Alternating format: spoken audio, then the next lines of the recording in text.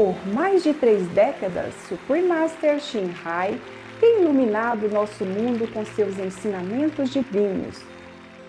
Uma mestra totalmente iluminada, ela transmite o método Kuan Yin de meditação para aqueles que desejam descobrir imediatamente a natureza de Deus interior e alcançar em uma só vida a eterna liberação do ciclo de transmigração. O método Kuan Yin tem sido praticado por todos os mestres iluminados, tais como Buda, Confúcio, Guru Nanak, Jesus Cristo, Lao Tzu, Senhor Krishna, Senhor Mahavira, Profeta Maomé, a paz esteja com ele, e muito mais. Ela enfatiza que sempre nos lembrarmos de Deus, prestarmos serviços altruístas e seguirmos as leis do universo, chegaremos ao nosso mais elevado potencial como seres humanos e realmente entenderemos nosso propósito na Terra. Suprema Mestra Shin Hai é um extraordinário exemplo vivo de compaixão, regularmente enviando assistência material e financeira, assim como o amor a refugiados, desabrigados, vítimas de desastres naturais e outros que necessitam de socorro. Suprema Mestra Shin Hai está profundamente agradecida ao querido Deus por todo o apoio financeiro, conforto e apoio ao aflito e necessitado e ou qualquer boa causa durante os anos como uma humilde recipiente pela seua compaixão e amor para suas preciosas crianças. Suprema Mestra Shin Hai recebe apoio e amor de várias organizações, mídia, governos e indivíduos. E também muitos prêmios deles, tais como o Prêmio da Paz Gussi 2006, considerado o Prêmio Nobel da Paz do Oriente, o Prêmio de Liderança Espiritual Mundial em 1994, o Prêmio Mahavir em 2008, 22 de fevereiro e 25 de outubro, ambos proclamam como o Dia da Suprema Mestra Shin Hai, uma cidadã honorária dos Estados Unidos, etc. E foi honrada por todos os anos com vários outros prêmios e elogios pelas suas excelentes ações filantrópicas e humanitárias.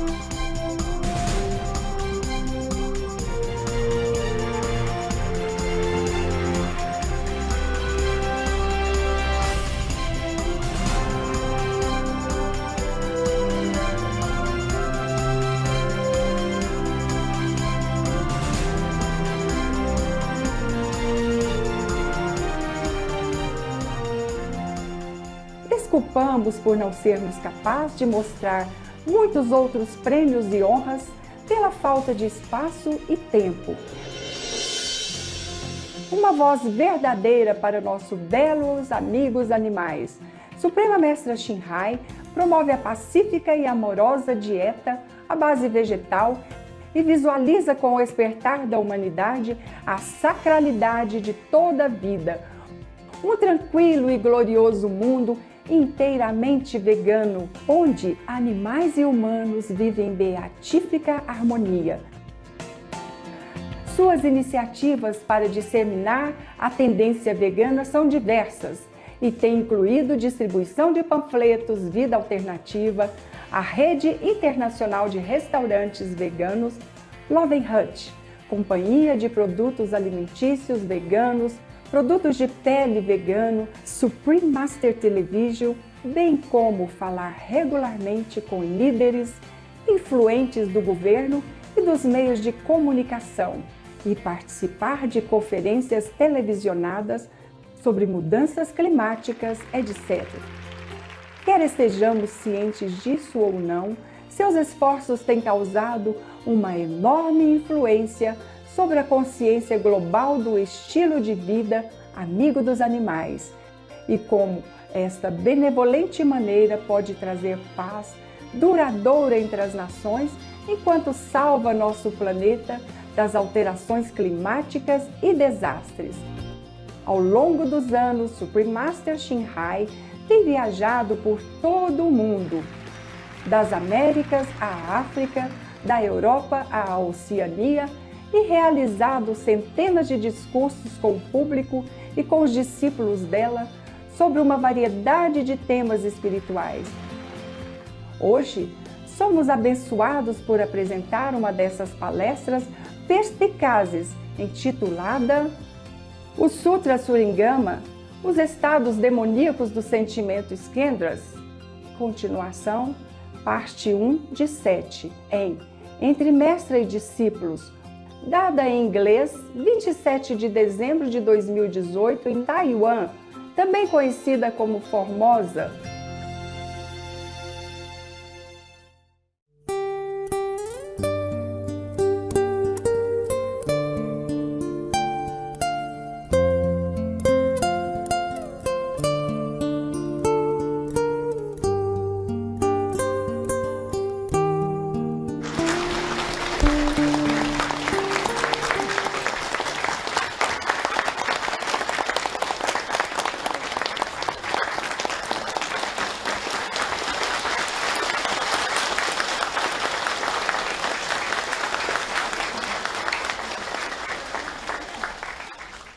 Okay, I have only two older men.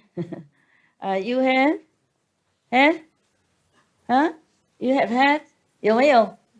哎呀，我给你好了，好，是我的了。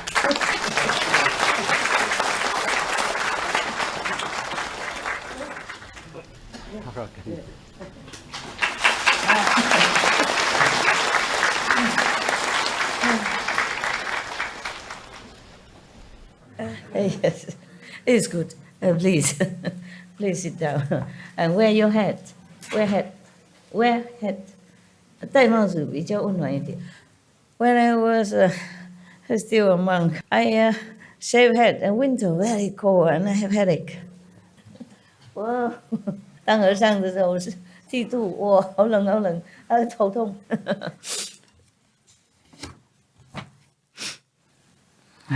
Probably is here. Yeah, that's right. I mark it here so I can continue. We should really thank the past masters, monks and nuns and scholars who have taken time to record the Buddha's teaching after the master's nirvana, and also for the past and present persons, lay or monks or nuns who have really dedicated themselves, sacrificed their time and precious health or under any difficult situation to translate this so that I can read it to you. And we have to thank them. And may they be blessed forever by all the Buddhas, past, present, and future. May their merit be immense. May they be liberated forever. Thank you.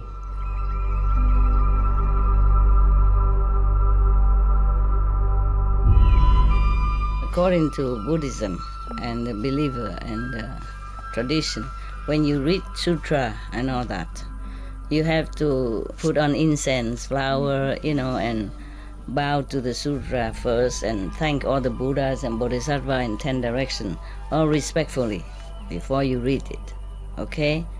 And then you cover the sutra also with silk or, beautiful cloth, and I just make it more popular. Yeah, more easy, simple.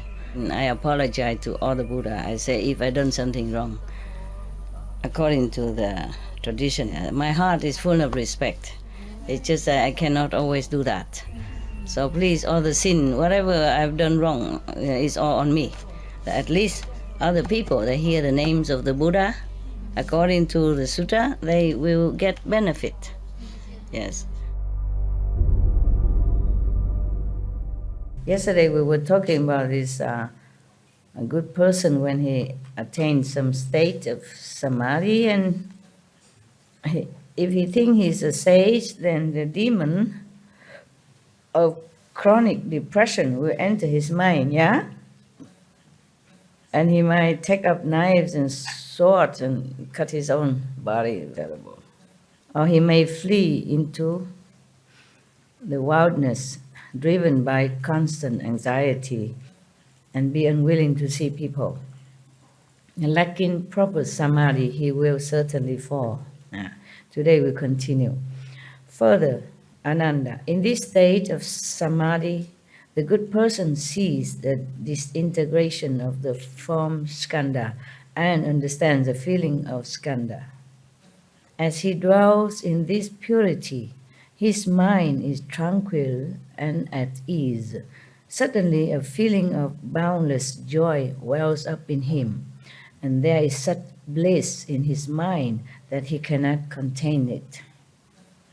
This is called experiencing lightness and ease, but lacking the wisdom to control it. If he understands, then there is no error. This experience does not indicate sagehood. But if he considers himself a sage, then a demon that likes happiness will enter his mind. As soon as he sees someone, he will laugh, he will sing and dance in the streets. It happened, huh? Yeah. He will say that he has already attained unobstructed liberation. Lacking proper samadhi, he will certainly fall. Samadhi is a state of, deep meditation. But it can also mean that you're very stable in spiritual practice.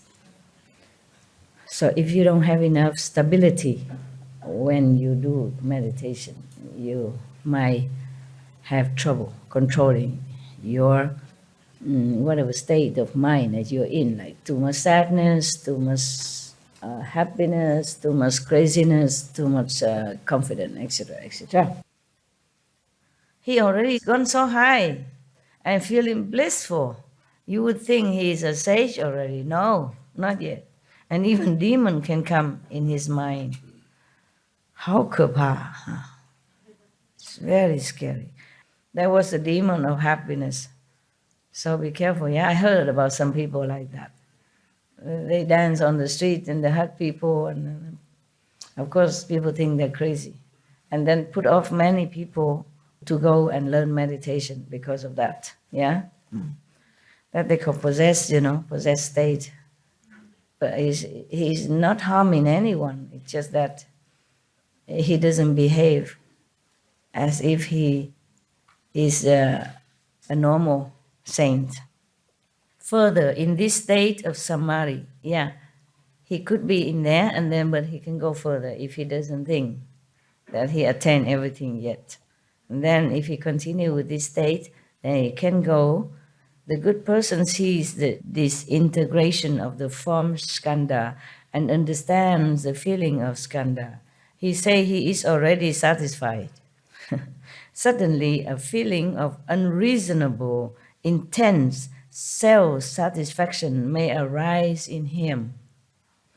It may include pride, outrageous pride, maybe arrogant, haughty pride, overweening pride. The Buddha has so many vocabulary. And pride based on inferiority. My God, all of which occur at once. In his mind, he even looks down on the Tathagatas of the 10 directions. He even don't respect any Buddhas. How much the more so on the lesser positions of sound hearers and those enlightened by conditions. Sound hearers. Buddha say all the time, sound hearer. Kuan Yin. This is called viewing oneself as supreme, but lacking the wisdom to save oneself. My God, you can't even save yourself in that stage. If he understands, then there is no error. This experience does not indicate sagehood. But if he considers himself a sage, then a demon of intense arrogance will enter his mind. He will not bow to stupas or in temples. He will destroy sutras and images so extreme, become fanatic, extremely arrogant.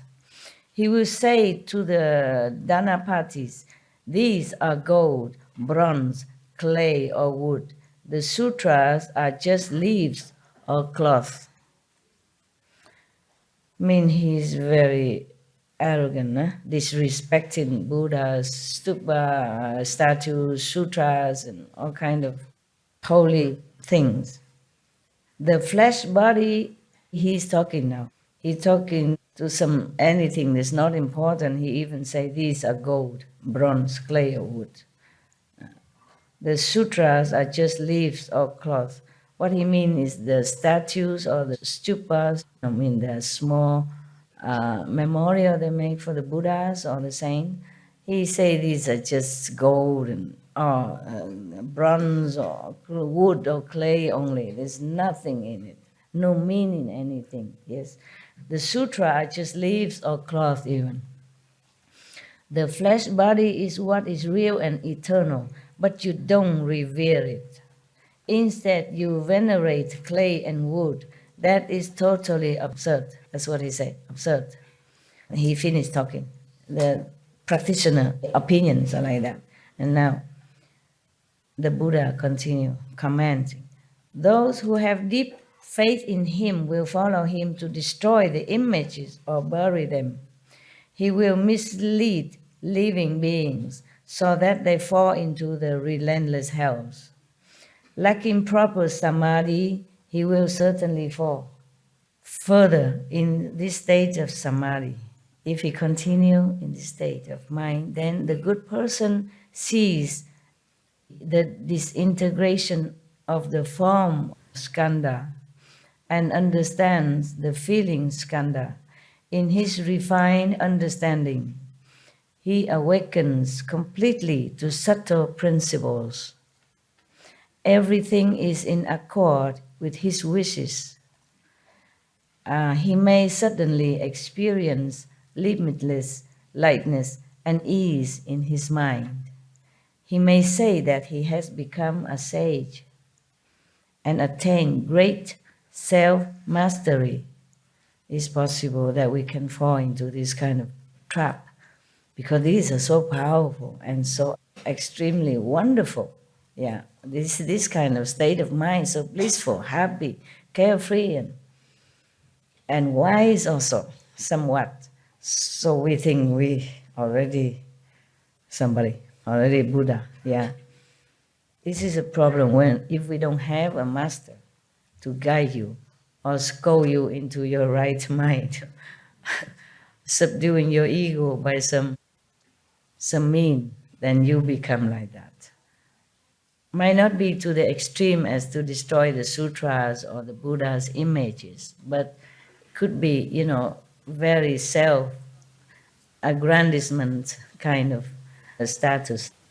In Tibetan Buddhism, sometimes the normal Lama or anyone from outside come into the monastery feeling that he is such and such Tuku, a Rinpoche, a master from Rinpoche, teacher of this present Rinpoche, this present abbot.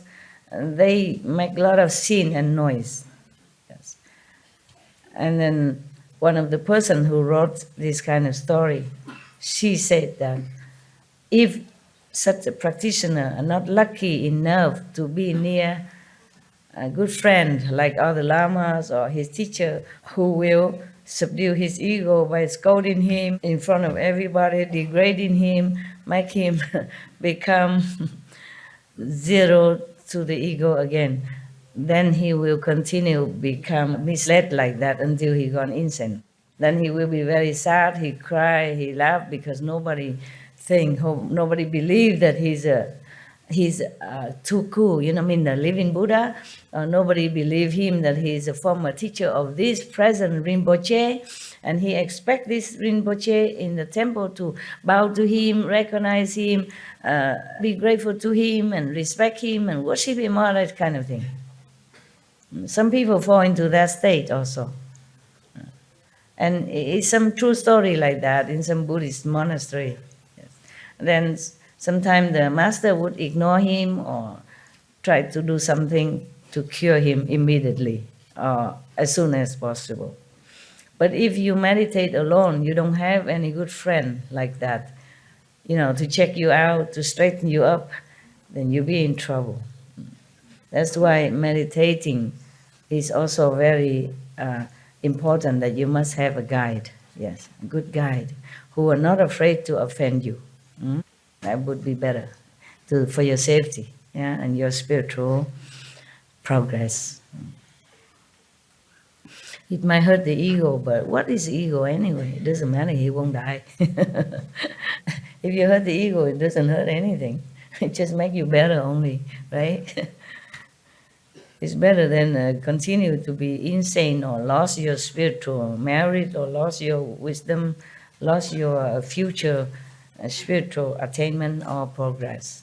Because the Buddha mentioned before, those kind of person even cut off the seed of future enlightenment, even cut off his body seed.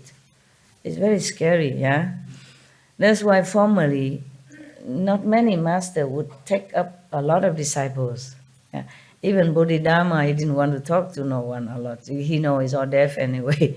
Just attached into rope or whatever rules and regulation, and not really understand the meaning of meditation. So he just went to a cave and meditate for 9 years. And finally some disciple, truly a handful of them, 4 or 5 of them came and seek him out, and he really teach them. But even among the 5 of them, only one really understood the essence of it.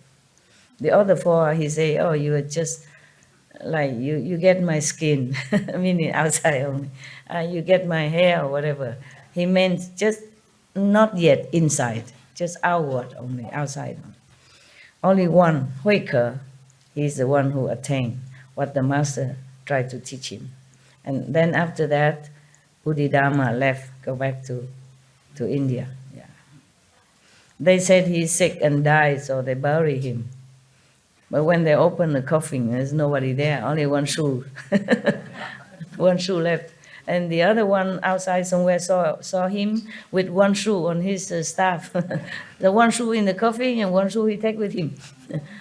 Just to let people know that he's still alive or resurrected, that's all. Same with Kabir. The Muslim and the Hindu, they fight with each other who should take his body, because he's the master of whom, he has both Hindu follower as well as Muslim follower. So both of them fighting, wanting to take his body. And when they open the coffin, there's only 2 roses in it. One for Muslim, maybe one for Hindu. He is gone. He's not there anymore. Yeah, some master can take their body with them, or resurrect it with the body or without the body. Yeah. It is said that Jesus resurrected. Yeah. And then later he went to Kashmir, continue his practice with some small circle of disciples. I visited his so-called tomb. Yeah. You had to pay, no? I had to pay some money to go inside. Yeah, they come and tell you outright, money, box. Yeah. Yeah, of course they need it maybe just to take care of the tomb, some caretaker, and they need to live of it, nah? I have to pay. I don't have that much money, but she told me to pay, so I paid. I go inside, have a look. And nothing much, just the tomb and the name. No tomb even, you don't see. It's just supposed to be there. Suppose he lived until 120 years old in Kashmir. So maybe he resurrected and taken his body with him as well, like Kabir or Bodhidharma. Huh? All right. Good translation? Yeah, wonderful. Oh, I'm so happy. At least the Chinese, very difficult for them to come here. Not all of them have a lot of money. China is big, not every Chinese city near Taiwan. Sometimes they have to go maybe with ox cart or something and get the bus and get the train and then get the airplane. It's very difficult. Some take 2, 3, 4, 5 days to get to Taiwan from their own home. All right, there's another one. Okay, here it is. You see sound here. Even the person who meditate in this kind, maybe another kind of meditation, when he reach this state of self-satisfaction, intense self-satisfaction, not just normal, then he becomes so happy, so arrogant. He even looked down upon those Kuan Yin practitioners, the sound hearers, and those ahats that have been enlightened by conditions, or meaning those beings who enlightened by themselves, by some certain conditions, just like other disciples of the Buddha, enlightened by touch or by the sound of the Buddha, hearing the voice of the Buddha, or by the fragrance of something, for example, like that. Just because they have probably been practicing many lifetimes already, so now just some simple condition, they get enlightened. Huh? And then also there are some called Patekya Buddha, meaning the one who meditate all by themselves, and then by some merit from the past life, or maybe seeing one master by chance and then became enlightened also. So these people are not necessarily disciples of Buddha, Okay. So, but the person who reached this state of extreme self-satisfaction, he thinks he's above everything. But this is just one state, which is called viewing oneself as supreme, but lacking wisdom to save oneself even. You can't even save yourself. Not to talk about go out and save other souls. This is terrible, nah? Then you're falling. If he knows it, then it's okay. But if he doesn't know, then he will fall. The demons and all that will come. You see this kind of so-called enlightened person, he can't even save himself, but he has followers. The Buddha says those who have deep faith in him will follow him to destroy the images or bury them, destroy the Buddha statues and all that. He will mislead living beings so that they fall into the relentless hell. Bad one. Lacking proper samadhi, he fall. He fall, okay, one person might be okay. But because he's misleading others as well, that is a problem. So to choose a master is also a very difficult task. Not to talk about being enlightened or become a master oneself, Poor beings, I'm sorry, I'm telling you. Living in this world is like in a jungle, in a maze or something. You can never know. You don't even know who is your master even. You don't even know who is what. How can you even know who is a master even, yeah? This kind of person who attained this kind of samadhi already can talk, have eloquence, yeah? Convince people, especially those who has no idea about meditation or dharma or anything. Of course, they would be more in trouble. And not just following him, but even fall into hell. This is really tragic. If you blindly follow him, it's not your fault. How come you even have to go to hell? What law is this? I want to tell you, I'm very angry sometimes with the so-called rules in this world and the Maya and all that. That's why I work day and night, because I cannot bear all this kind of injustice and pain that measure upon all beings, the animals, the humans, anyone, any alike. No one escapes. No one, they would even relent. Yeah, the animals, what can they do? Or even human, what can they do? Huh? They heard that, okay, God is great, Buddha is great. They want to follow. They want to learn. They want to be enlightened. Huh? They want to get out of suffering. What have they done wrong? But you are not me. You cannot understand my pain in the heart. Because what have they done? What have the people done? Even if they follow the wrong teacher and wrong view, what have they done? They no harm nobody. If they go on the street and say, oh, I'm great, because they misunderstand their greatness, they misunderstand their spiritual value. What have they done to anybody? You got that? You understand my anger, my pain? When they talk nonsense and they apply this kind of cruelty on anybody, I mean, really, on anyone. Imagine. Hell is not fun. Huh? And relentless hell even. Just because of wrong view. My God. I see only pain. That is unjustified pain and suffering for the innocent.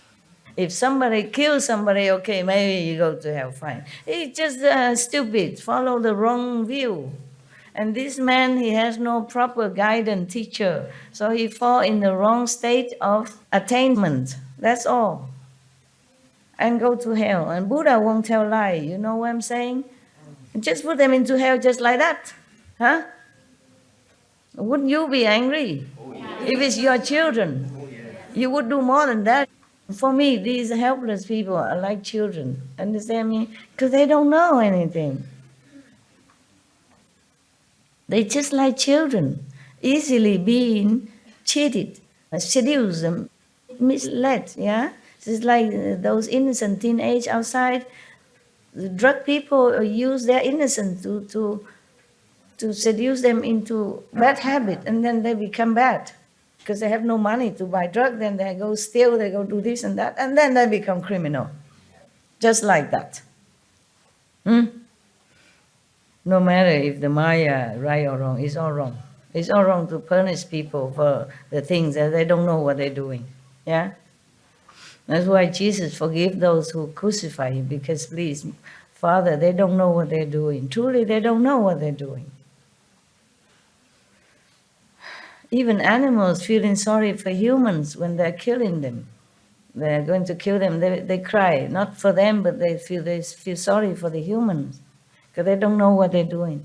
They will get a lot more punishment than the animal just get. See, the animal just being killed and dying, however brutal, but die. But they don't know, the humans who kill them, don't know, they go to hell for I don't know how long, and being punished and being tortured forever. You know, like the story I told you about the man who killed chicken to make soup and sell? Yeah. Lucky Kuan Yin Bodhisattva interfere. Otherwise he would continue being, in hell forever. Not just swallow some hot coal and then being free and giving another chance again. You see that? That was a true story, nah? But then how many people would believe him and quit their crude way of life? Not too many. You can see that. You can see. How many people in Vietnam would read the story and even believe it? Huh? Oh man, there's endless suffering in this world. Further, in this state of samadhi, the good person sees this integration of the form skandha and understands the feeling skandha. In his refined understanding, this is more refined now, he awakens completely to subtle principles. Everything is in accord with his wishes. He may suddenly experience limitless lightness and ease in his mind. He may say that he has become a sage and attained great self-mastery. This is called attaining lightness and clarity due to wisdom. He's already something big shot. If he understands, then there is no error. This experience does not indicate sagehood. The Buddha passed through all this, otherwise he wouldn't have known to teach you, okay? But he mastered it, yeah? Even the Maya sent some beautiful girl, sexy, come dancing, seducing him. He say, get lost. I know who you are, get lost. Same Jesus meditate in the desert 40 days, remember? So Maya come and tell him, if you respect, bow to me, I give you the whole world. What did he say? Get lost also. Okay, now. But if he considers himself a sage, then a demon that likes lightness and clarity will enter his mind. I'm telling you. So cut it off if you think you're Buddha, yeah? Cut it off, all of you. whoever telling me that you're on a 7 or 9 spiritual plane, yeah. Claiming that he is already satisfied, he will not strive to make further progress. That is the problem with all these stages that we have mentioned, that the Buddha has mentioned. You feel too good. You never felt like this before in your whole life. It's something new. But these are just toys. It's like children, you have good toy, bad toy, or more enchanting toys, and more new toys, more inventive toys, but these are toys yet. If he's satisfied with that, he will not know all the real toys. He play with the small cars. He don't know there is a real one. Yeah. Oh, this is a problem. Yeah. If we are not satisfied with that, then we go further. But if we think we're great already, then we stop. That is a problem. Yeah. It's a pity. Yeah.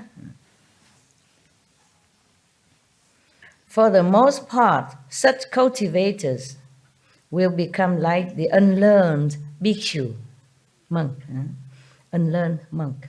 He will mislead living beings so that they will fall into the avicii hell. Oh, this is worse. Like improper samadhi, he will certainly fall. My God, Maya, so cruel. That is a problem. If you really want to become a Buddha, he will be so harsh on you. That is the thing.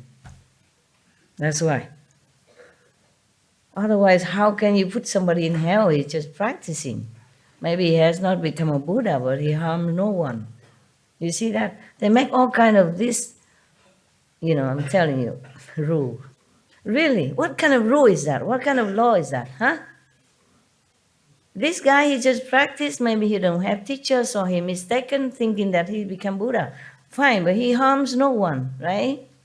He may be boasting or being arrogant, but that's nobody's business, huh? And if anybody is stupid enough following him, it's also not his fault. Why have to go to hell? Avicii hell is the hell that you can't get out. So woe to you if you want to become a Buddha and not controlling your desire or your ambition or your mind. Huh? Must always humble. I'm nobody yet, okay? Nobody. Just a little light, a little sound, not yet, okay? Actually, most of you don't think that you will become a Buddha. You would think that, okay, master power will help you to be liberated and go to higher levels so you don't have to suffer again and your 5, 6, 9 generation don't suffer. I think that is good enough. Okay, huh? Yes. To be Buddha, look at that, huh?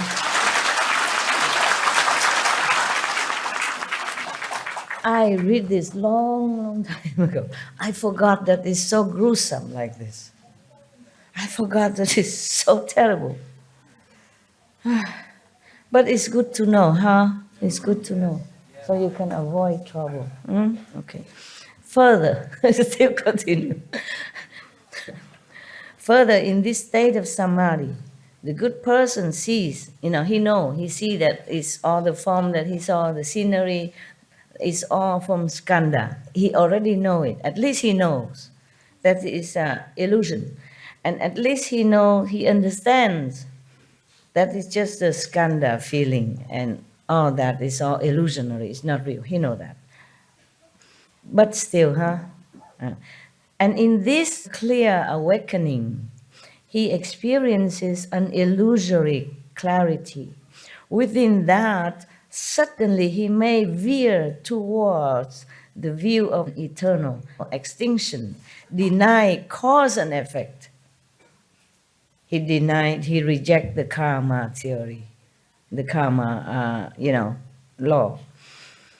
Yes, and take everything as empty. There's nothing at all, don't worry, no karma, whatever you do, there's no effect, no hell, no heaven, nothing. The thought of emptiness so predominates that he comes to believe that there is eternal extinction after death, meaning there's nothing after you die. Yeah, he's so convinced because he sees so many things, he sees all the 10 directions, and he sees that all the elements that made up his body, it's just illusion anyway. During samadhi, he don't feel he has a nose, a hand, ears, eye, nothing, no body. So he feels that this is nothing really real. So when you die, also finito. This is bad. You know why? Because then you can do anything without fearing the consequences of the afterlife, without fearing hell. Maybe because of that, someone has attained this state, or following someone who has attained this kind of view, they become fanatic. Nothing that can scare them. Nothing, or illusion anyway. But this is called the mental state of samadhi dissolving, so that one loses sight of what is right. If he understands, then there is no error. This experience still does not indicate sagehood. But if he considers himself a sage, then a demon of emptiness will enter his mind. How can you believe that such a high stage of enlightenment already still, the demon still can use your mind? Understand, because the mind is not the soul. Yeah, the mind is a subtle, a higher kind of instrument. The brain is instrument, physical, we understand that. The mind is just a more refined computer, high tech. The mind is made at the second level.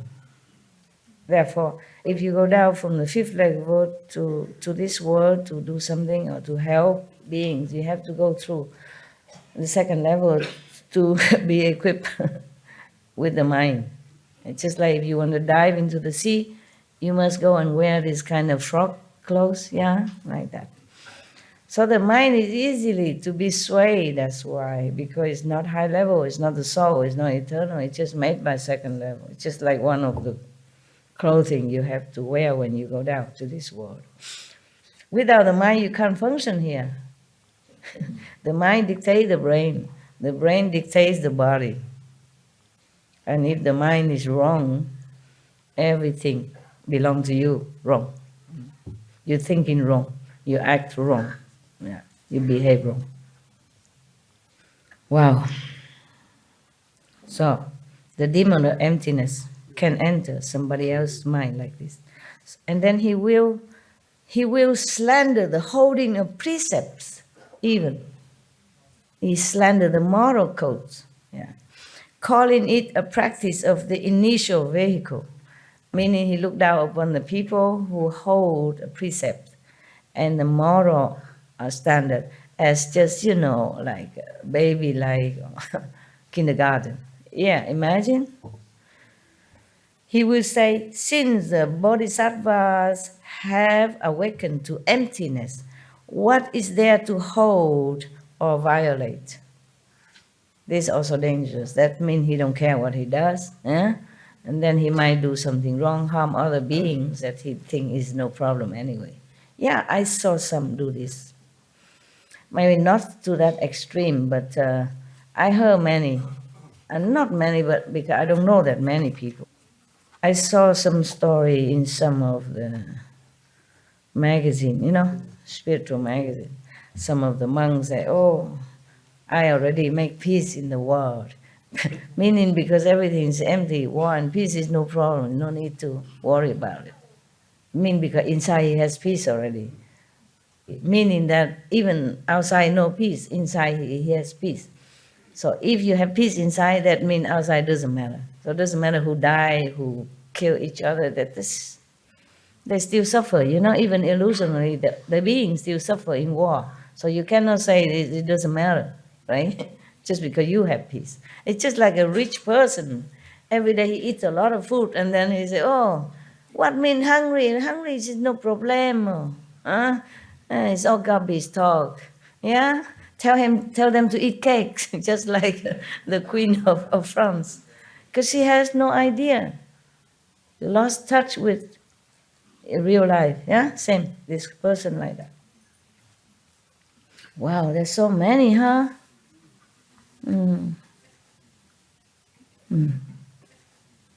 There's so many. But the Buddha has also told you here how to guard yourself and how to continue progress. Yeah, if we have time and continue further, okay? Right now, I continue with the demon, so that you will recognize when they come, and then you can protect yourself, okay, and go for higher. Oh my God. Okay. So, because of this false view, influenced by this kind of demon, he will slander those withholding the precepts, like the monks, the nuns, they're strict with their precepts. He will look down upon them. He will degrade them. He will slander them. That is a no, of course. Huh? Even if you're not a monk, a monk, if he has his moral code, then it's good, right? At least good for him, good for society. Why go and slander them? Yeah? Now, but not only that, he thinks he already attained emptiness. Everything is empty, everything illusion. Yeah? So he can do what he wants. So further than that, this person in the presence of his faithful Dhanapatis, meaning his so-called disciples, will often drink wine, eat meat, and engage in wanton lust. The power of the demon will keep his followers from doubting or denouncing him, even if he's doing all this wrong thing. Drinking wine, drinking alcohol, eating meat, engaging in lustful conduct. But the demon power is so strong that anyone who near this person, will be kept from being doubtful. I have no demon to control you. Yeah, of course. At least you're free, okay? You're free. If you doubt me, at least you know you're free. Nobody control you, yeah? So even if I'm wrong, you have no danger because you're free to doubt or not doubt. You see that? At least, you doubt me, it's good. I wasn't angry at all. I'm just saying, oh, you see all that experience and you still doubt me? But I never felt angry or so angry. No, I wasn't, okay? That means good. That means it's good. That means that you are free. that I don't oppress you or saying something or psychologically suppress you so that you don't dare to even doubt me. You're all free, even you're enlightened or not, you're free. Because if a master use some magical power or some psychic or something, then you behold under his or her sway. You cannot even think the master is wrong. Here, this person, because of demon power, so even though he drink wine, eat meat, and engage in lust and all that, wanton lust, not just having a wife or a husband, wanton lust meaning just random, meaning no good, all the time, anytime. So this is no good. The power of the demon will keep his followers from doubting or denouncing him even. After the ghost has possessed him for a long time, he may even consume excrement and urine, or meat and wine, claiming that all such things are empty anyway. Phew. He will break the Buddha's moral precepts and mislead people into committing offenses. Like improper samadhi, he will certainly fall. He fell already. Yeah? Not I certainly fall, but he fell already. Further, if he continued with this state, further, in this state of samadhi, the good person sees the disintegration of the form skandha and understands the feeling skandha. He savors the state of illusory clarity, and it deeply enters his mind and bones, become his nature then. Boundless love may suddenly well forth from his mind. When that love becomes extreme, he goes insane with greed and lust. The Buddha don't mean love as loving, but as this kind of sexual, attachment love, yeah? In this world, we use everything, love. It's all confusing, yeah? But the Buddha means bodily attachment, yeah? And that's why if it's become more extreme, then he goes insane with greed and lust. He cannot stop. So, but this state is called when an agreeable state of samadhi enters one's mind, lacking the wisdom to control oneself and mistakenly engaging in lustful behavior. Okay, if he understands that it's just one of the state, okay, then it will pass. Then there is no error. This experience does not indicate sagehood. Of course not. How can you are sage if you still have greed and lust? But if he considers himself a sage, then a demon of desire will enter his mind. Oh God, so many demons. When we will even see any bodhisattva enter somebody's mind and help something. I want to turn the table. Yeah, really. Just demons all the time is not fun. The Buddha and Bodhisattva, why are they so gentle? Why don't they just do something? Turn the table, huh? Oh man, I have to look into this. I don't like it. Yeah. I really don't like it. That's not fair. I don't like it that the Buddha has to suffer so much life after life, kalpas after kalpas, so that he can just save a handful of his disciples like that, and still being slandered, still being doubted. I don't like that. Never mind if this is all illusion or life after life, illusion or not, never mind. It is still suffering. He still has to carry on the flesh body. And when you have the flesh, you suffer. Huh? He even has to become animals or insect even. Like I told you the story about the gecko and all that. And then the demon of desire will enter his mind. Then he will become an outspoken advocate of lust, calling it the way to Buddhi. Oh man, you know one of them are like that. Not long ago, some years ago. Yeah, advocate lust, for sure. That is true. I saw it printed. He's preaching about lustful encouragement, printed on newspaper. It's printed like that. Yeah, I was surprised, but a lot of people follow him. And they worship him. Oh, I heard many stories. It was really true, eh? You know, right? Yeah. So many people. If you think I have a lot of followers, oh. It's just 1 centimeter what I have as followers compared to 1 meter long or 2, 3, 10 meters. It's very appealing to the world of people. Very appealing. Yeah. They calling each other, come here, come and have a look, come and listen here. They selling things, they go there, selling their house and stuff. You go there to listen. I went all over the world and look at how many I have. Don't even have a house for you. I'm telling you. Okay. If that was so easy, yeah? I'm too strict, Must be vegan, huh? Must meditate 2.5 hours, huh? Must keep the 5 precepts, yeah? Who like that? How many people want to follow a woman who asks them to do this kind of thing against their own habit and nature?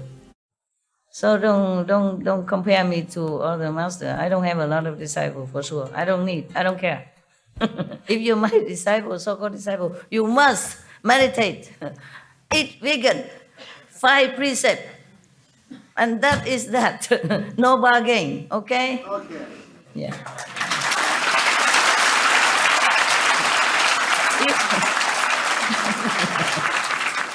I'm Tsongkhapa. Okay. Precepts. Yeah. Somebody called me Tsongkhapa when I was, wasn't a monk. I was just, going from one ashram to another. I'm just wearing Punjabi, white. Just I have 2, 3 pairs of clothes, that's all. White clothes, and long hair, and it's like everybody. And they keep calling me Tsongkhapa. Always, hey, Tsongkhapa. How are you, Tsongkhapa? At that time, I had no idea who Tsongkhapa was. I said, who? Chong who? I said, my name is so-and-so at that time, yeah? And Tsongkha who? I wasn't studying Tibetan Buddhism at that time. Huh? I don't know what it is either. You don't know? No. Oh, okay. He was the founder of Gelug school in Tibet. Tsongkhapa was a lama, the founder of Gelug school. The Gelug school is the one that wear yellow hat, and he was the one who strictly followed the precept. And he teach his monks and his lay disciples, they have to follow the Buddha precept strictly. He's the one that very, very strict. No meat, no wine, no marriage, no woman, no violating any precept at all. Yeah? Not even eat garlic, onion, all that. Very strict, Tsongkhapa. Okay? And he's supposed to be the first Dalai Lama, but he doesn't want. And people wanted him to be king of Tibet. He also did not want. But he's the king of Tibet in people's heart. And he's the Dalai Lama of all the Dalai Lama. He's a real monk. Yeah? Because he wants to revive the Buddhist tradition in Tibet. Yes. So there are many traditions in Tibet. Yeah? Tibetan Buddhism. Some yellow hat, red hat, there are different traditions. Some tradition, maybe you could also marry, maybe like that. Therefore, he said, no, monk, no marry, no woman, no wine, no meat. Yeah. So he's the one that's famous for very strictly adhering to the precepts of the Buddha. Very famous for that. I knew it only afterward. After they keep calling me Tsongkhapa many times. I go to the Tibetan library and asking, who is Tsongkhapa? And they also don't know very much, but there's a book, Tibetan monk, you go and look. And there was some in English. So then I learned about that. I don't know much more, okay? That's all I knew. That he's very strict with precepts.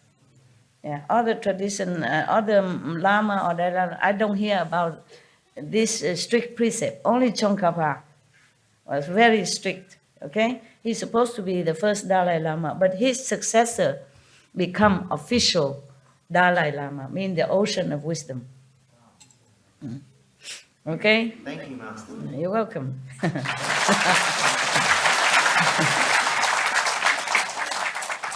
I was just joking when I said I'm Tsongkhapa because I'm also very strict, at least 5 precepts, yeah? 5 precepts is the parents of all other precepts, yeah? Because if you don't kill, then of course you become vegetarian or vegan, no? Vegan, huh? If you don't tell lie, then you would not slander other people because you don't know if it's true or not, yeah? And you keep quiet because everyone is Buddha, you don't want to slander him, yeah? Many other precepts, the 5 precepts, and further on is the 10 precepts for the other high a little bit, but 5 precepts, good enough. If you keep the 5 precepts as a lay people, that's okay already. And be vegan, meditate, okay? Be good, be compassionate, helping others, whatever you can. That's all I ask, nothing else. Yeah. I don't take any money from you. I don't take anything from you, and you know that. So at least you are no harm in my hands, okay? In my teaching, you have no harm, no loss, nothing. So,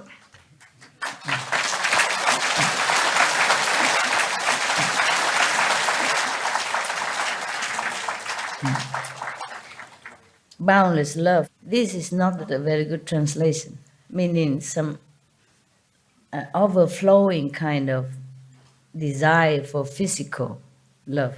That should be a better translation, okay? But maybe for lack of words, the translator used boundless love. Normally we use boundless love in connection with God or Buddha or saint, yeah? This is not the love that it meant. Otherwise, it wouldn't say he goes insane with greed and lust. So it's not a good translation. So I just want to tell you, boundless love in here is not correct, okay? So this state is called when an agreeable state of samadhi enters one's mind, lacking the wisdom to control oneself and mistakenly engaging in lustful behavior. Yeah, we went a little bit astray because I remember the incident. I remember that person. Yeah, because he truly did not mean to cheat anybody. Yeah, but this experience does not indicate sagehood.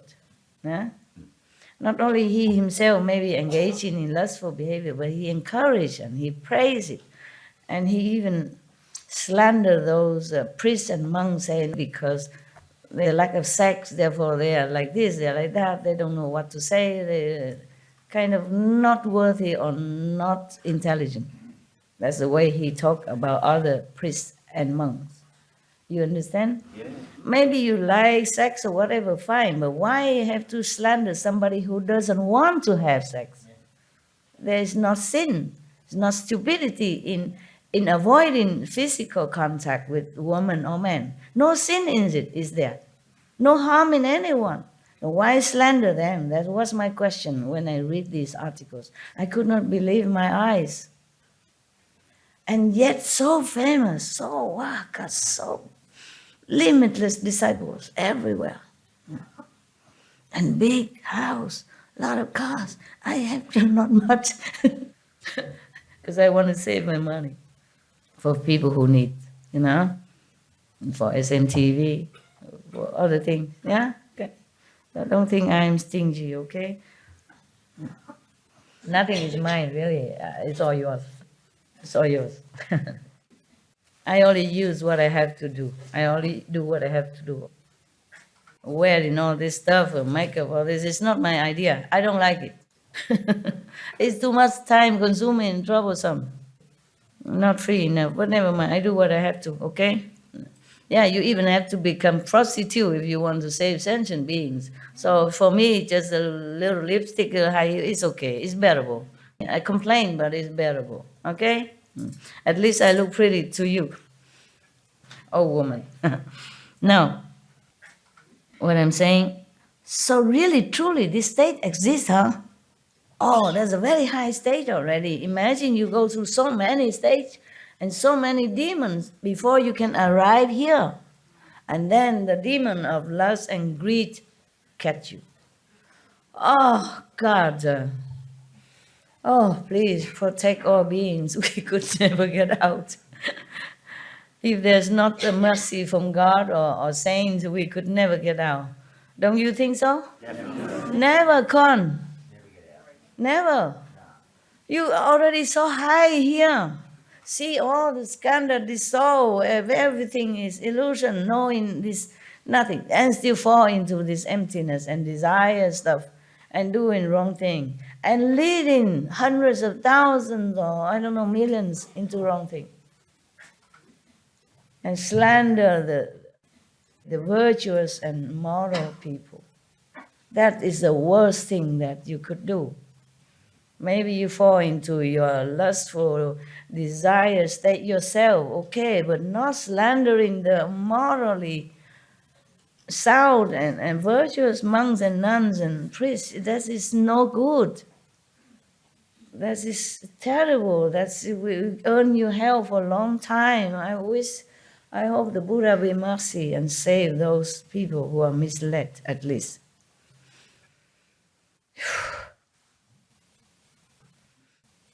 When I was in Europe, I want to buy land. Those years, I keep looking everywhere, but nothing really suitable. Maybe it's not the time, maybe not meant to be. And then I asked the people, those monks and nuns who take care of the money department, I say, how much do we have? How much money do we have before we go looking for land? I don't want to borrow money. I pay for what I want, and if I don't have money, I just don't buy. Very simple philosophy, right? Even for you, if I don't have, I don't buy. I don't want to borrow. If I die tomorrow, I will own a debt, then I have to come back be a master again. Oh, God forbid. Anything but not that. If you have been a master all the time, you can't be anything else except some kind of master. Remember, I take my vow, like I will save all my, I say, even if I'm born as a human, although very suffering and the life is nothing good here for me, but still much better than beings who fall into hell and suffer every day, every second. So if I have any merit at all, at that time, my two monks and nuns, teacher tell me to make a wish. I say, if I have any merit at all from now, past life or in the future, I will give it all to the worst suffering beings. And then I can be reborn again and human, as long as I can be a human again. And I earn more merit. Just don't put me in hell because I cannot earn any merit there. Just let me come back to become a human, even though human life is nothing interesting. It's suffering, but still better than be hell like other people. So I can share my merit, whatever I have, to those people, to the being, the worst one, the worst suffering people. And then all the incense girl, remember that? If I knew what it is, I probably did not. No, I should have known. My soul knows. That's what I'm saying. If you practice spiritually, even if you were reborn again as an ignorant woman, you will not lose it. Otherwise, why would a girl, 20-something years old, seriously in front of the Buddhas and the monks, teachers, make such a vow like that? Why? Nobody teach me that. It's just natural, because I had those seeds in a former life. That's why I make such a wish. And normally you would wish, okay, I have a good husband, or, be rich, or at least something, or maybe help me to be enlightened, at least, something like that. But no, I want to give all my merit to the most suffering people, most suffering being, and content to be reborn again as human, so that, all the merit will be given away. So if I have not studied before somehow, with some enlightened master or being a master or something to do with that, I would have never come to this thinking to make a wish like that, right? It's logical, right? Yeah, I only met the monks a few weeks before that, and I only read Amitabha Sutra or Guanyin Bodhisattva. I have not even been given this sutra yet. I wasn't worthy to be reading this. Yeah, my teachers say that. It's very good. They subdue my ego. Yeah, they praise me that, oh, I want to be Buddhist. This is very good. You have good merit in the past, for sure. But still, on the other hand, they put me down. You are not worthy to see this sutra yet. They give me some small medicine Buddha, some very harmless and simple. Oh, Guanyin Bodhisattva, if you recite her name, she protect you, something like that. But this one, no. After a while, she gave me Kristikapa Sutra, the Buddha that stay in the hell. But not this one, no. After a long time. So at that time, nobody teach me anything about dedicating merit to the other suffer being. So it must have been the seed from former life. Yeah, that's why I told you, if you practice now and you're humble enough and you just don't think you are sage, then even if you die and you have not reached the complete liberation, you still have the seed in you, and you continue being a good human, yeah, or being a charitable person and earning more merit, and then continue your path, yeah. But I don't want to let that happen to you. Even if you're low or high, you go up first. Don't stay here. No.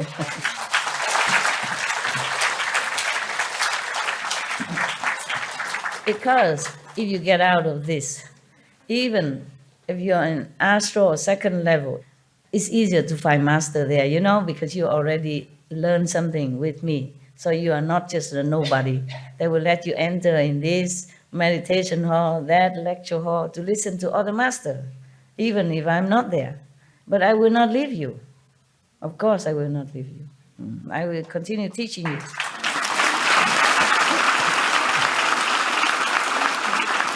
Thank you.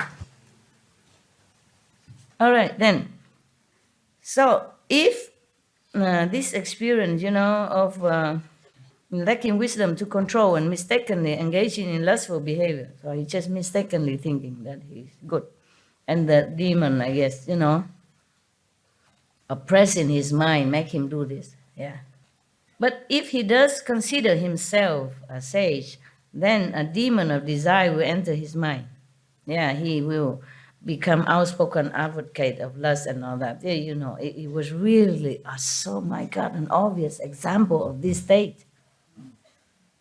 The guy just mistaken and be in control because he could not have enough wisdom to control himself. So it says here, lacking the wisdom to control oneself and mistakenly engaging, mistakenly only. But because of that, even have to go to hell, believe it or not.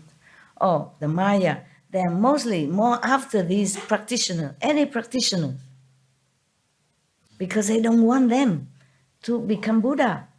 They don't want them to attain the stage that they could be powerful enough to save even one more soul, not to talk about save a lot of souls. Yeah, it's to be pity, actually. Whoever that was, just a victim. Yeah, he could have continued further. But the problem is that when you attain a little bit of something, maybe you have some light or you have some wisdom, some eloquence, then the other people come. Bravo! And they worship you, they touch your feet, they boost your ego, and then you cannot get out anymore because you have to continue talking to them and satisfy their desire to want to listen to you. For example, like that. And this is the trouble. And especially if you talk like just the way they want, no need to do anything, no need to eat vegetarian, no need to meditate, everything is all empty, yeah? No sin, no merit, nothing, okay. But then he will teach this person who has been possessed by the demon of desire. He will teach his lay followers to indiscriminately engage in acts of lust. He even does that, teach his followers to engage in all kind of lustful, calling those who commit acts of lust heirs to his teachings even. Encouraging, he's so blindfolded by the Maya, by the demon. That's the problem. So the power of spirits and ghosts in the ending age will enable him to attract a following of ordinary, naive people numbering 100, 200, 500, or 600, or as many as 1,000 or 10,000. More than that. At that time, the Indian population is small. So the Buddha cannot think that it should be manifold than 10,000. Yeah. When the demon becomes bored, it will leave the person's body. Once a person's charisma is gone, he will run afoul of the law. He will mislead living beings so that they fall into the relentless hells. Lacking proper samadhi, he will certainly fall. Fell already. Ananda, all 10 of these states may occur in dhyana as one's mental effort interacts with the feeling skandha. Dull and confused living beings do not evaluate themselves. Encountering such situations, in their confusion, they fail to recognize them and say that they have become sages, thereby uttering a great lie that will fall into the relentless hell. In the Dharma ending age, after my nirvana, all of you should pass on the Tathagata's teachings so that all living beings can awaken to their meaning. Do not let the demons of the heavens have their way. Offer protection so that all can realize the unsurpassed way. Okay, there are more stages of enlightenment and cultivation after this. So the Buddha has just finished all the explanation about the traps and the demons who are not really good at all for any practitioners. The vulnerable one without teachers. Yeah. That's why the person who encourage people to have lustful action always say he has no teacher. He don't need any teacher. He himself always a teacher, being a teacher, never a student. Yeah, he say he's never a student. He has many teachers, but he is never a student. Yeah. So there are more, but there are 60 levels of sagehood even. Yeah, this is the following, okay? So many. Yeah. There is still demonic influence during all these 60 stages, so we will never finish, huh? Yeah. We should really thank the past masters, monks and nuns and scholars who have taken time to record the Buddha's teaching after the master's nirvana, and also for the past and present persons, lay or monks or nuns who have really dedicated themselves, sacrificed their time and precious health or under any difficult situation to translate this so that I can read it to you. And we have to thank them. And may they be blessed forever by all the Buddhas, past, present, and future. May their merit be immense. May they be liberated forever. Thank you. Okay, we stop for now. We can just chat, or you may ask me any question you want. Okay?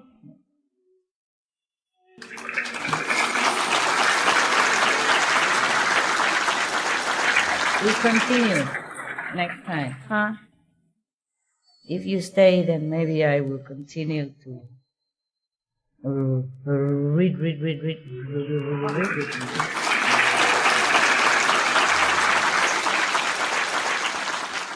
Any question? Yeah. Earlier when you told me that on a level that my doubt was good, and I wanted to tell you that that's why my doubt is comforted because I don't feel dogma.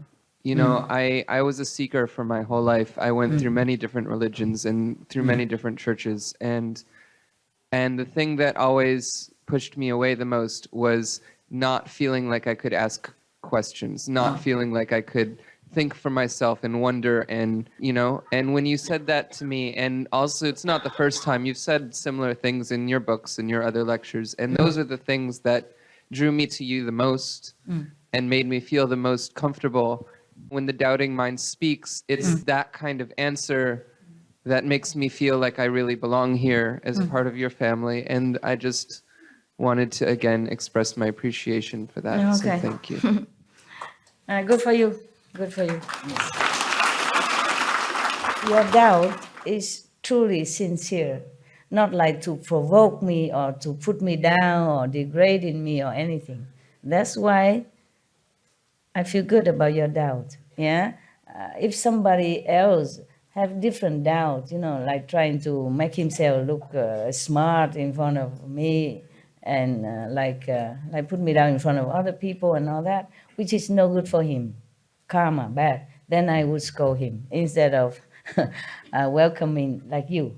Doubts and doubts are different, okay? You are doubting whether or not I teach you the right thing or not, whether or not you follow the right person, because you sincerely want to really find a master, find a way to be liberated. That is different. The spiritual doubt is always welcome. It's very healthy. Not personal attack. That is different. Okay? Why are you crying again? Because you inspire me and make me feel so right. Yeah? It's a good crying. Yeah, it's good. All right, good. Thank you. you. Can cry because you're touched, yeah? Yeah, you touched. Feel, that's the word. Thank you. You feel like you're correct. Yeah, it's good. That is a different doubt. And it's a different from slander or trying to look cool in front of others and like putting your master down, personal attack. That's different. But this is spiritual doubt. This is your birthright. And you must doubt. You must doubt until you really completely prove it. That what you are doing, what the path you're following is correct for you, because you have only this chance. If you follow the wrong master, you must know it. Then you have to quit. You still have a chance to go find another master. You must doubt.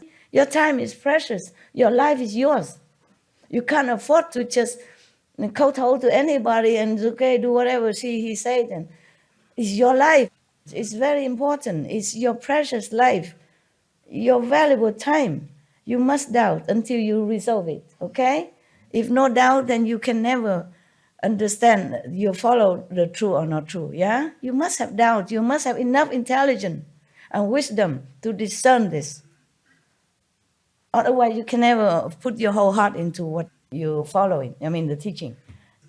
So it's just different from degrading or slandering, the ego stuff. Yeah, it's different. All right, good. I'm proud of you.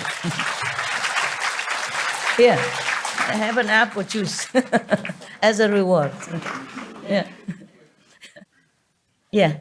Master, if it's possible to you change the rules of the Maya, change the rule of the Maya in this world, because many masters coming, save some souls, but I think they cannot change the rules of the Maya. If it's possible to you, Master, change those the rules?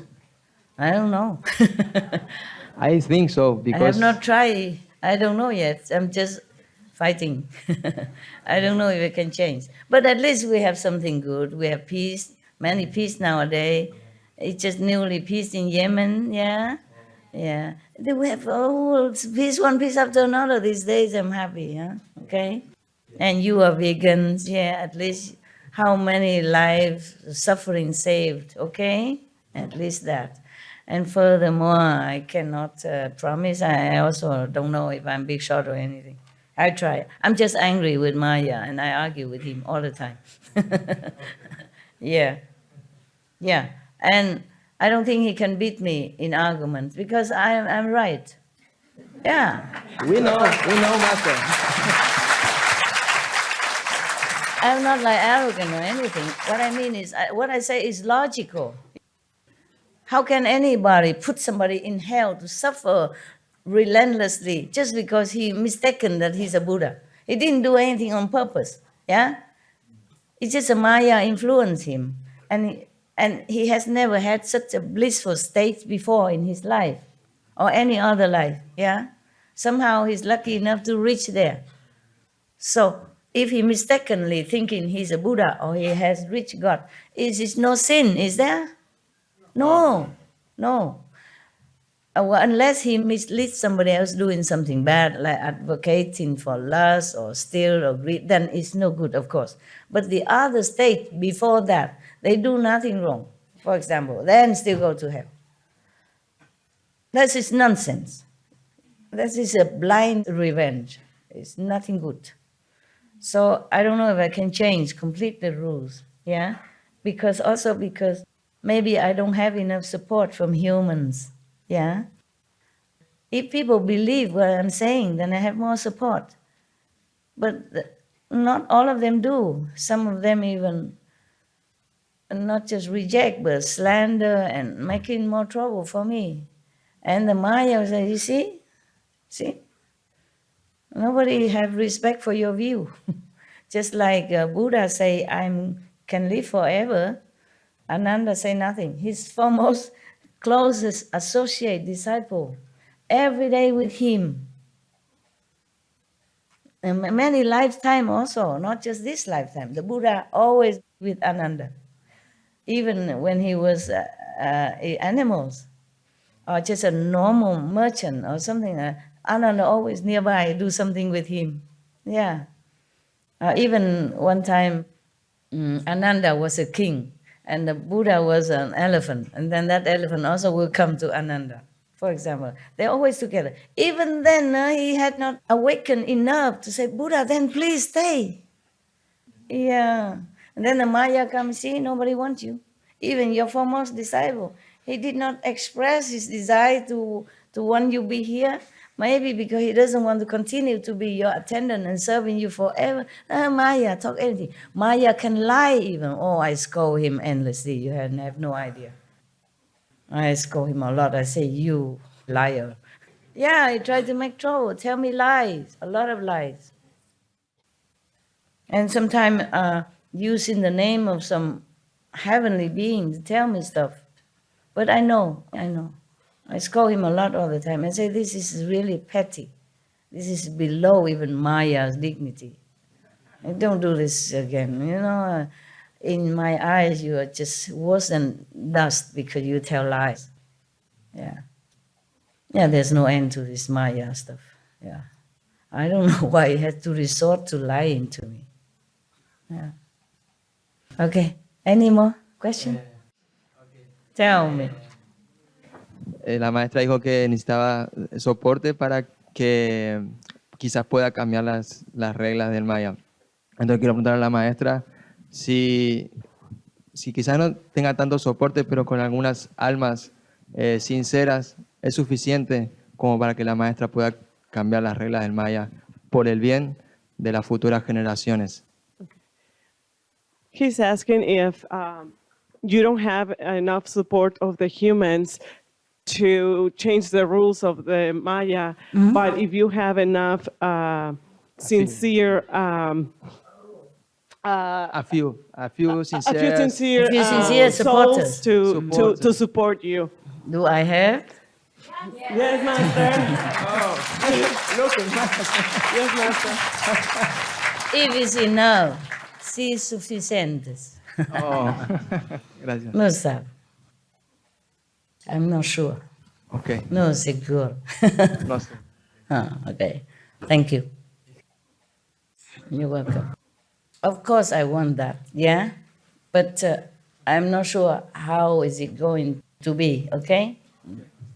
All right, come here, brother. From your teaching before, I've learned from you that, like I said, I've read the Bible many times, but I didn't fully grasp it, digest the meaning of it. But when I listen to you explain the sutras and some of the things that you've said about the Bible, earlier I did not get the connection. But now I can get the connections from all of the things that you said. And the relationship like you and Christ Jesus. And people don't see the real connection that like you have. Yes, I do. Oh. For example, Jesus said that I'm going to prepare a place for you. He said that to his disciples. In my Father's house there are many abodes. Oh, yes. And so when you tell us that you're taking us to up above the fifth level, it's the same thing. You are preparing. I forgot he said that also, didn't he? Yes. It's the same He thing. did You're say that, preparing a place for us. Oh, And yes, so- he did. And he said, where I will be, you will be with me always. Oh, yes, he did, right? And the same thing. Ah, So you we remember know. everything. I don't remember all this. Oh, yeah. And we know that we will always be with you. I remember now that I know that. It's just that it didn't occur to me. Just now when you told me, I remember I read those. And the same way you're fighting with Maya for us. Christ said the same thing. He told his disciples that he prayed for them. He interceded with them because they were weak. Yes. And so he had to protect them. That they wanted to take them and sift them as with wheat. Yes. But he spared them, leave them alone, or give them some break, or give them some leeway. And so you're the same way with what you're saying to us now, that you don't like what's going on Yes. in this level of heaven, where you have to reap what you sow because it's too tough. Yeah. Christ said the same thing. Yeah. That it's impossible for us. Impossible. The He way said I it's see it. impossible. Yes. But God, with God, Yes. all things are possible. It's right. That's right. If no God, we just don't. If not God's grace, we are doomed forever. And I seen the way that Christ got angry at all of the things that were going on when he went in the temple, and he was very angry. Yeah. And so I look at the comparison. Like, for example, Christ said he sent a comforter. Yeah? And so you're the comforter. Oh, you because sure? You are taking us up and you are helping us to get in place. I would like to, of course. I see all of the things, and it's just become amazing to me.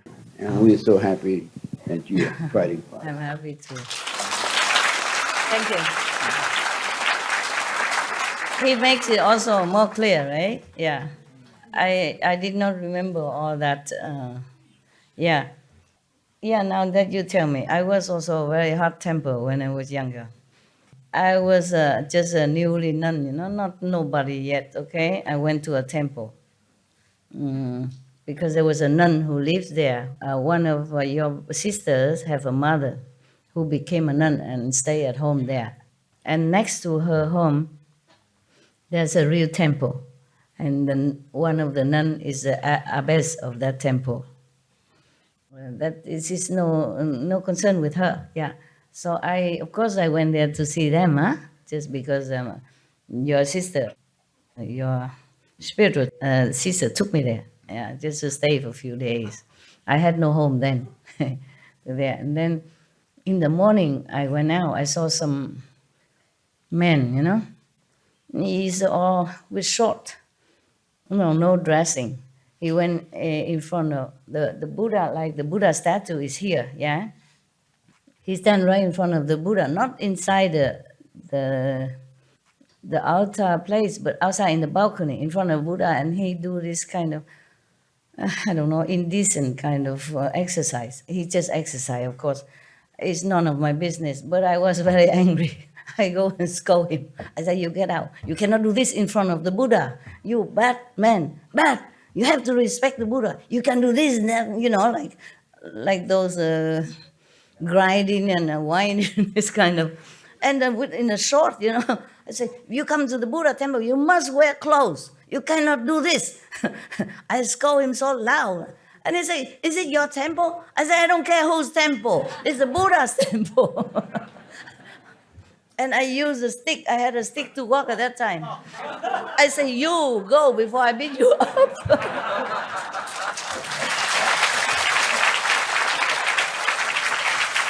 What kind of nun, you know? Not even 1.50 meters. Got a stick and the man is big because he exercise, you know, he's big and muscle. I say, you get out now before I beat you up. And I chase him out of there. Don't come back again, huh?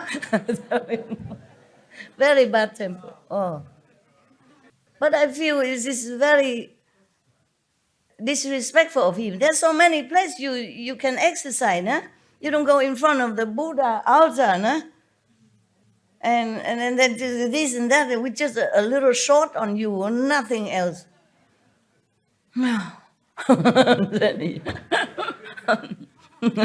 Bad temper must. And he was scared of me, believe it or not. I'm small, but I was angry. And he can feel it. He can feel my energy. So he go away fast. Yeah. I think if one of your sisters here, she will tell you, is it true? You know? And maybe some other thing I forgot. Some other thing. Okay. It was a real temple, small temple, but there are Buddhas, many Buddhas in there. The altar, and he stand right in front of the main entrance to the altar and just whack himself like that. Yeah. Hello, Master. Hello. 因为我那个就是正在准备开一个那个 vegan 的餐厅，然后就是最近有很多压力，然后怕开不好什么的，然后希望就是师父可以给我一些鼓励。你自己做好的，就会自己会有鼓励的力量。OK， 做好事就不用夸，也不用要求了，无条件啊。Next one. Yeah. Hello, Master. My question is related to tell me. what Fred was talking about with the abode that you created, this place that you created above the 5th level. Oh, above 5th level. Yeah, and the question is, are the generations that are also liberated, are they going to be able to go to this place? Yeah, if you sincerely practice. Okay. And then you can go higher. If not, then you still stay within the 5th level and then go slow later. And our relatives, our generations, our previous generations, are they? Other generation? Yeah. No, other generation, I think they just stay in the 5th level. That's good enough already. Liberated, but not always have to go all the way with you. Okay, thank you, Master. There are different price to pay. Okay, you practice very hard, okay, and you earn it, yeah, and you direct descendant. I mean disciple, direct bloodline. They are the byproducts of your merit, okay. So if they stay in the 5 world and liberated, is okay already, yeah. When you go up to the 5th level even, or even to my place, yeah, you will not think anymore about relatives and friends. You're completely free from any emotion. If they are there, okay. If they're not there, we are all relatives and friends, okay? Over there, we will not think individual relationship anymore. We are different. We are saints. We are Buddha. Do you think the Buddha think of his wife when he in Nirvana? No, okay? You feel different. You behave different. It's just natural that you are free from any attachment of anything. Yeah? If your wife or your parents practice with you, then of course they can also come up there. Huh? But if not, they will stay above the 3 world. Okay? Meaning liberated. Yeah. Forever. Yeah. But maybe they don't go there immediately to the 4th or the 5th. They have to wait somewhere. But they will go there eventually. But they're not necessarily coming with you, huh? Because maybe they don't have faith in me. I cannot force them. Thank you, Master. Because of your merit and because of Master grace, of course, they will be helped, yeah? But I cannot force them to say, oh, you got to believe in me so I can take you to my land, huh? Yeah? Uninvited guest has to be willing and like to come to the host house. If they don't like, then you cannot force the guests to come, even if you like to. But you can help because they are your friends, relatives. Then, of course, maybe you let them come nearby or something. Yeah? Hey? Master, all my life I've struggled with that chronic depression. And why? What happened? What's wrong with your life? It's been like that since I was born. I've always had it. Oh, you always had it? I know it's probably karma or destiny or whatever, but... But how about your life? Come here. This is the microphone echo to me. When I look at you, maybe I understand better. Okay, tell me now, what is with your life that make you depressed? Is any reason? I can't answer that. They've said it's biochemical. I've been to every doctor. I've been on various medications. Biochemical? Yeah. Or you have something wrong with the blood? They've prescribed all kinds of medicines. Does it help you? It manages the symptoms, but it doesn't get rid of the depression. Uh-huh. And the only time it goes away is later in life when I found you, when I meditate or I'm looking at your picture or listening to your lectures. Mm-hmm.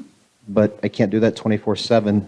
And nobody can. I got to be out in the world sometimes. So yeah. How is your family doing? My father's passed and my mother's getting older, but she's. And you alone? Yeah. You don't have wife? 2 dogs. 2 dogs. And the dogs don't make you happy? Yeah, they make me happy. They make me happy. Okay. But I guess my question is this, will Kuan Yin, will this, I know that's not the purpose of Kuan Yin, but will it eventually go away, or is that my destiny for this? It will, if you're patient a little bit. How long ago you are initiated? 2003. Wow, 15 years. It's gotten a lot better since then, but I still take a lot of medication for it. Oh, are you sure you need a lot of medication? Do you feel confident that this medication helps you? A lot. Yes. It's a lot less than I used to have to take. Less medication or less depression? Both. Less medication than I used to have to take. Uh-huh. So the depression's less, but if I go off the medication, the depression then comes it might right come back again. But you don't know the cause of your depression? I've been to every doctor, talked out everything. They say it's biochemical. Since when did you have it? Since I was little. Huh. Anybody have such a case in the world? They do? Yeah. Oh man, that's really sad. That's really sad, brother. I am so sorry. Can I give you a hug, maybe? Please.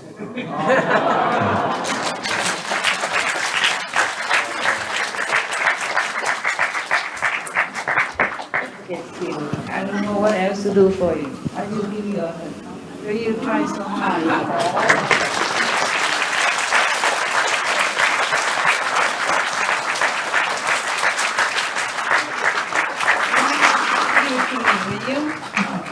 Give it up to me. Huh? Free yourself. You're the only one who can free yourself. Look at the brighter side of life. Are you financially okay? Is your mother nagging you or something? No. It's inherently like that. I'm sorry, brother. You're so handsome. Maybe find a girlfriend?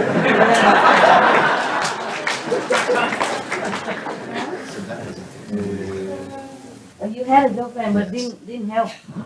Oh, yeah. What to do? But you know what? You know what? I'm happy that you're still here. That's the best thing already.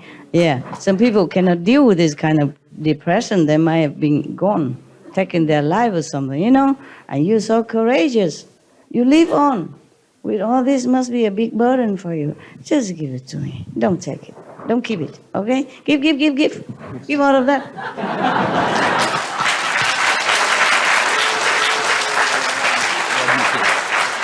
You're so good looking.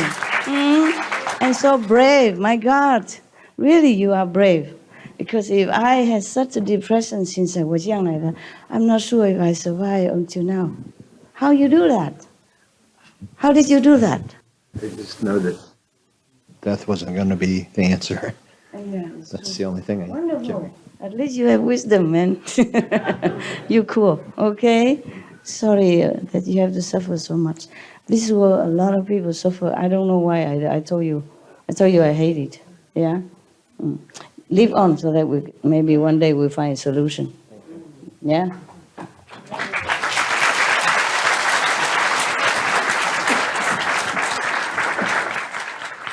Yes, you want to ask something? Sure. So Maya is implementing all the rules, and heaven doesn't interfere as a benefit of doubt. Is that because the rules should be enforced whether the sin is accurate or not? Heaven also fighting with the astral level sometimes, but sometimes they win, sometimes they're not. So heaven should be enforcing the modification of rules, right, Master? Yeah, I know. So, but this world belongs to Maya, that's why. Many people like the Maya. Yeah, right. They support his way of life. They don't support me. Huh? Yes, they did not support Jesus. They did not support the Buddha. I mean, some, but not the whole world, not even the whole India support the Buddha. Right, the population is so much, and the disciples should grow more, and sincerity should increase. It is not all their fault. It's not that they are not sincere, not that they don't meditate. They do all their might already. They have to work, they have to take care of parents, wife, kids, friends, society, right. Job, everything already. And they go out sometimes to help, to do charity work. They do too many things already. Not that they don't do. It's just the Maya is bad. I don't know, this world is like that. If we keep tracking it, then we cannot stop. It will be forever. I'm just angry. Yes. Yeah, I'm just angry even if the Maya is right, even if he's doing his job. I don't like it. That's just my opinion, okay? Thank you, Master. But that doesn't mean my opinion can usurp his authority. Not yet. Maybe later, maybe in the future. I cannot promise, okay? I'm just angry. I just want to do revolution against him, but I don't know, okay? Yes, Master. Not Maybe. that I'm important. I just No, want to let you no. know. No, I'm leaving tomorrow morning. Thank you. It's a small world for whatever you did to all of us in this retreat. You gave like lotteries and lotteries to all of us, like blessings and after the ceremony blessings and gift and everything. So thank you. It's a small world, Master. You're welcome, my Thank love. you. You're welcome.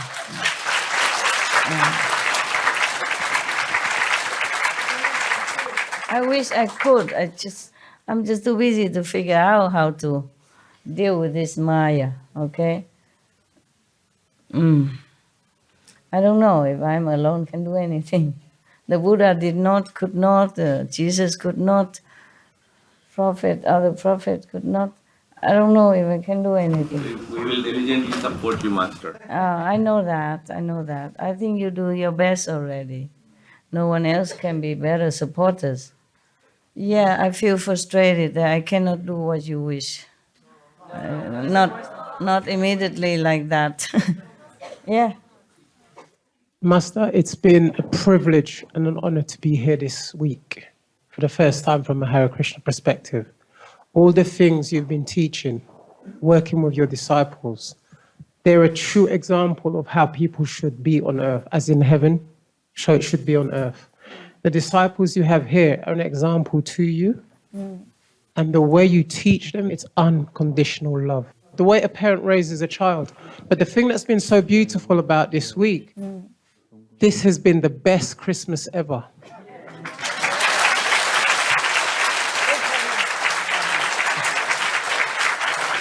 My ego like that. This has been the best Christmas ever because we got the best gift ever.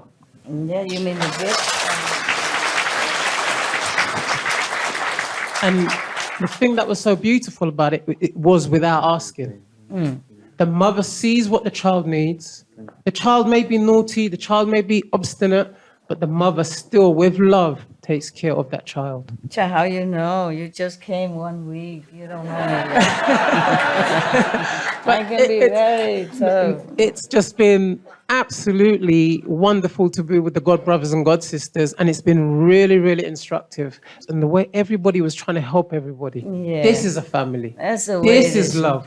And this is how the world needs to be. It's the only way the world is going to change. Hopefully. It's changing. It is changing. Yesterday the news, the peace, yeah? Yes. Peace news in Yemen, that make me very pleased. Changing. Yeah, no, definitely. It's changing. Yes. Again, there is in Srimad Bhagavad Gita, there's a foretelling of the finishing of Kali Yuga, the Iron Age, and the beginning of the Golden Age. And on Supreme Master Television, they've been talking about this. And it says the incarnation that will come will simultaneously finish Kali Yuga, the Iron Age, where we're in, and simultaneously start Satta Yuga. There is only one incarnation that's going to do this. And we all know who this is. It is the Supreme Master.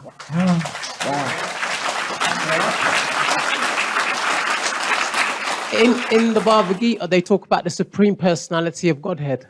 And it says, once you recognize, or you can fully say with wholeheartedly who the Supreme Personality of Godhead is, you will be delivered. And we all know in this room today, Supreme Master Ching Hai is the Supreme Personality of Godhead. And may we all work as hard as we can to help her in the future. Thank you, Master. Thank you. Thank you. I hope I don't disappoint you. I just want to usurp the Maya, but maybe he's good for something. Master, you can't disappoint us, and it doesn't matter about you can overthrow the rule of Maya, because you fight for us, you defend us, you guide us, you advocate us, and I know I speak for so many people.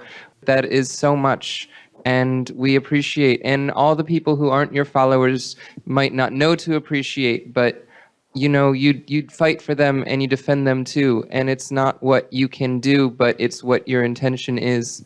And thank you for being you. Oh, wow, you guys make my day.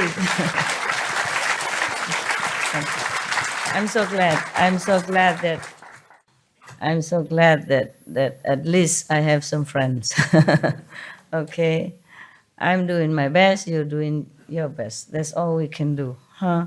We are trapped in here still, even though our soul is free. The time of initiation, you're free. It's still connected with the soul. There's a cord connecting. When it's severed, then you're gone. Yeah, and you're still connected. We are free. Yeah, it's just we have to wait for the prison gate to open to be completely free. It's just the process is going. Yeah, but then we are still trapped in here. No, you know you're going to be out of prison, but we still need to stay here, abide the prison rules and all that, and it's really gruesome. 1 day in prison, they say, it's like the 1,000 years outside. That's what they say. 1,000 years in freedom is equal to 1 day in prison. The same with us here. Yeah. We know we are free, but we have to wait for the procedure and all that. No, even then. I just don't like all these rules. Even if it's for training, you know, even if for training, for good purpose, like for the people being to train themselves to be good, to become a Buddha even. This is too gruesome, too taxing, you know, on any soul at all. And how can anyone ever make it? If it's not for God's grace or the Buddha's mercy, how can anybody ever make it? Look, it's so much meditation, one stage after another, and still in the Maya trap. And could even go to hell for that. Who can even support this system? But the way the world people behave, they're supporting it. They support alcoholism, they support torturing the animals, all the everything. I support all the bad things. Yeah, okay. All the vices, she said. Yeah, that means they support Maya. Because Maya making all this to seduce people, to entrap beings into the vicious circle of, life and death and punishment, torture, hell, all that. Even anybody would say, okay, hell is your own making, it's illusion, but it's really hell. You suffer just like you suffer here, except that you cannot escape, you cannot even die. This is terrible, terrible. If anyone on this planet really know what hell is, they would scare themselves to death. They would never dare to touch any meat, to touch any alcohol even, or to be, ignorant of the truth. They would search all their might, all their life, with their life even, just to know how to liberate themselves. They just don't know. No one is allowed to know even what hell is like, except only some who has been there, and because of Buddha or Bodhisattva interference, are allowed to come back to tell. Just like some people, a near-death experience, yeah? Not all of them come back, tell you. Just some are allowed to come back to tell you the story of what the heaven is like. And these are just maybe astral heaven even. And they like it so much. Some come back here just crying for weeks on end because they don't want to stay in this world. It's so suffering for them compared to that heaven that they have been to. Yes, brother. After Master has smashed the mind controlling engine, people are receiving tremendous amount of energy onto the planet, and now it is very, very easy to make anybody vegan. Earlier we had to shout and tell them, still they don't understand. Now people are going towards organic diet, and they're going to Whole Foods and all organic vegan diet, and now the speed has increased. People are consciousness towards animals and everything. The activity has increased tremendously in the last 2 years itself. Yeah, even Vietnam, they protect animals now. Right. So if we go at this speed, probably in the next 5 years. Maybe no more of meat. Yeah, that's correct, Master. Yes. Yeah, who knows? Yes. Thank you. And also our TV channel is getting popular, and I see a lot of telecasting companies are doing, and compared to last 2 months and now, New York Television, Long Island, Staten Island, Connecticut, every channel is picking up Supreme Master TV. One day will come and everybody will watch Supreme Master TV. Right. Correct. Gracias. Korea. 안녕하세요. 예, 안녕하세요. 2010년에 오게닉 비건 CORP를 설립을 했습니다. In 2010, he made a company named Organic Vegan. Organic vegan. Oh, got it. 예. 이번 9월 달에 볼티모어 도시에서 내추럴 프로덕스 엑스포가 있었습니다. 거기에 첫 출품을 했습니다. This September, he went to Baltimore, and there was an organic food expo, and he showed his product at there first time. 한국에 유기가공식품 12개 대표 업체가 갔는데 거기서 유일하게 저희 오게닉 비건사가 인정을 받았습니다. Yeah, and? There was 12 company from Korea, organic company. Only one company, his company, was selected. Accepted. Yeah. Wow, congratulations. Yeah. 그로 인하여서 미국 바이어들이 한국 저희 지방 정부에 요청하기를 미국 시장에 한국 유기 가공식품이 올려거들랑 저희 유기농 비건을 앞세워서 본받고 오라고 근본 6월과 7월에 초대를 받았습니다. The American buyer said to Korean local government, if you want to come to American market, you should respect his standard and follow him. Follow his example of product, of producing product. Okay, very good. 이거는 스승님께서 지구를 살릴 수 있는 솔루션은 오게닉과 앤 비건이라고 말씀하신 걸 실천하기 위해서였고 여기에 많은 분들도 거기에 출자를 하셨습니다.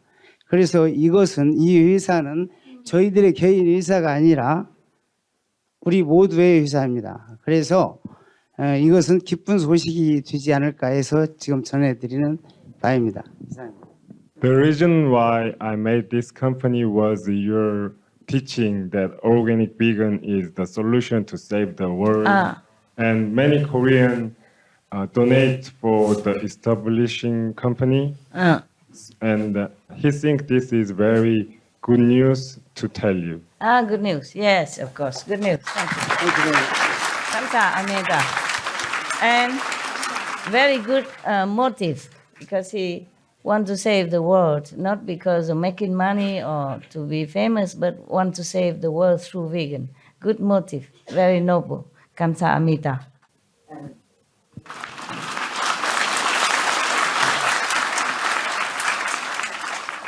If you have good motive, then it's more likely to be a success, okay? Because it's easier for the angels or the gods or the devas to protect and help you. If you have a lower motive, then the Maya will make trouble. The angel and God cannot interfere because oil and water don't mix. Whatever you do must have pure motive. Then it's good excuses for the angels, the higher being to support, to help you invisibly. That is the point. They help you. Because if you are good, they're allowed to. If you are bad, then the Maya take over. Yeah. It's not just even bad, but like not a very noble goal or motive. Then it's a good excuse for Maya to help you in different way. Yeah, you go astray. So there are two sides, left or right.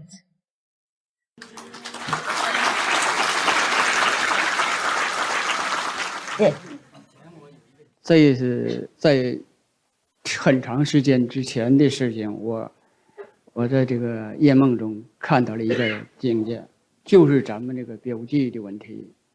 我在一个站台上，天上发现了无数的横竖的光格，就是像探照灯这个光格一样，满天照亮，很亮。哎，完了这光格过去了以后，我就看见这个你标记的 MM 那个是那个母船，拖着这个万类的花朵。师傅，您就卧在那万类花朵，向天下看大地的众生。我就得搁那喊着，我说师傅来啦，师傅来啦！赶快看着我一蹦起来了，一下我蹦醒了，我都看不着了。你太激动了才这样，他看到好的境界，然后太激动，然后就醒过来了，是不是这样？啊，哎呀，以后不要那么激动。安静下来，再继续看，啊，不要那么激动，要快醒过来，蹦起来。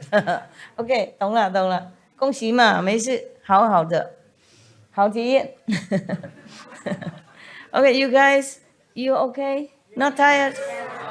Oh man, how is your body made of bricks or something? How you do this, actually? Your energy makes us feel more comfortable. Oh man, really? Because you sit all day already. At least you sit sometime, right? In the daytime. And in such a condition, windy, cold, and it's not like at home you can lay down. There's no way you can lay down here unless you lay in the bosom of some of your brothers next door. There's no way you can lay down anywhere. Right? Because we're even short of indoor space even. And you sit so tight together. How can you even sit all day And all evening already, and then she listened to this old woman calendar stuff and all the questions, and you still, you look like you're full of beans. Did they feed you beans in the kitchen?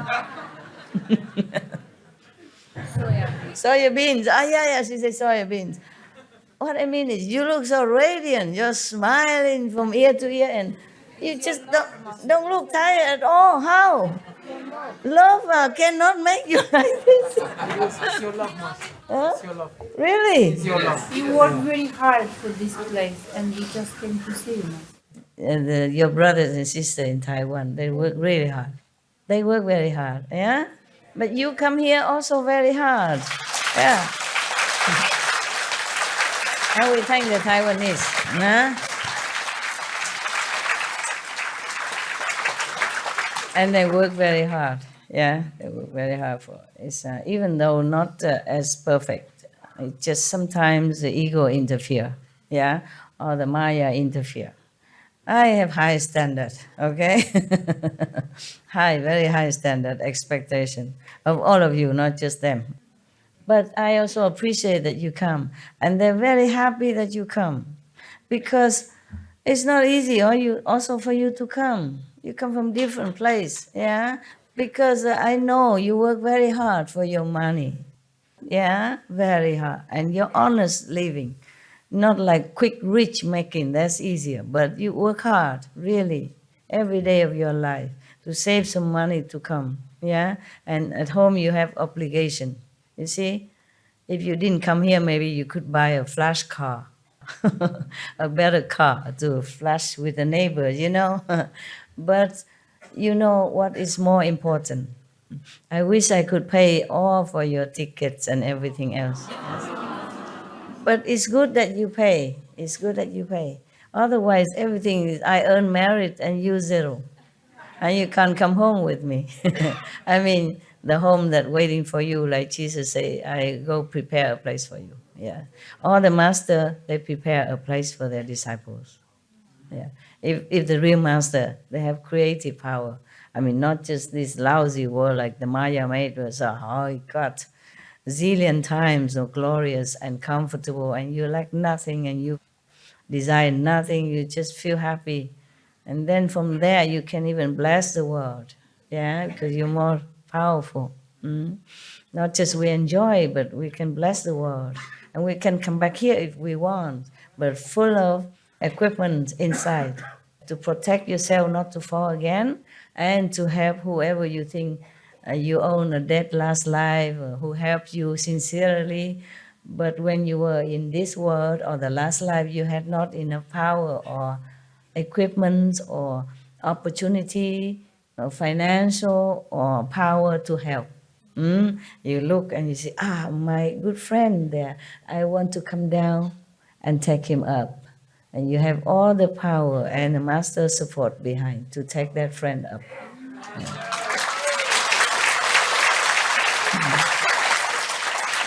That's a good thing. That's a good thing about it. You don't have to come down to be a master or anything, but you come down with power to help whoever you think it was good for you. You have enough power to do that. Yeah, you don't have to be well known or famous, a preacher, nothing. You just quietly go and help whom you wanted to help, and that's very beautiful. Yeah, without so much ado, like being a master and people who look at you, attack you, and you have to fear for your life. Without that, you just come down casually, and just go in for a trip. And then you take up whomever you like to. Okay? Good, huh? Yeah. Good deal.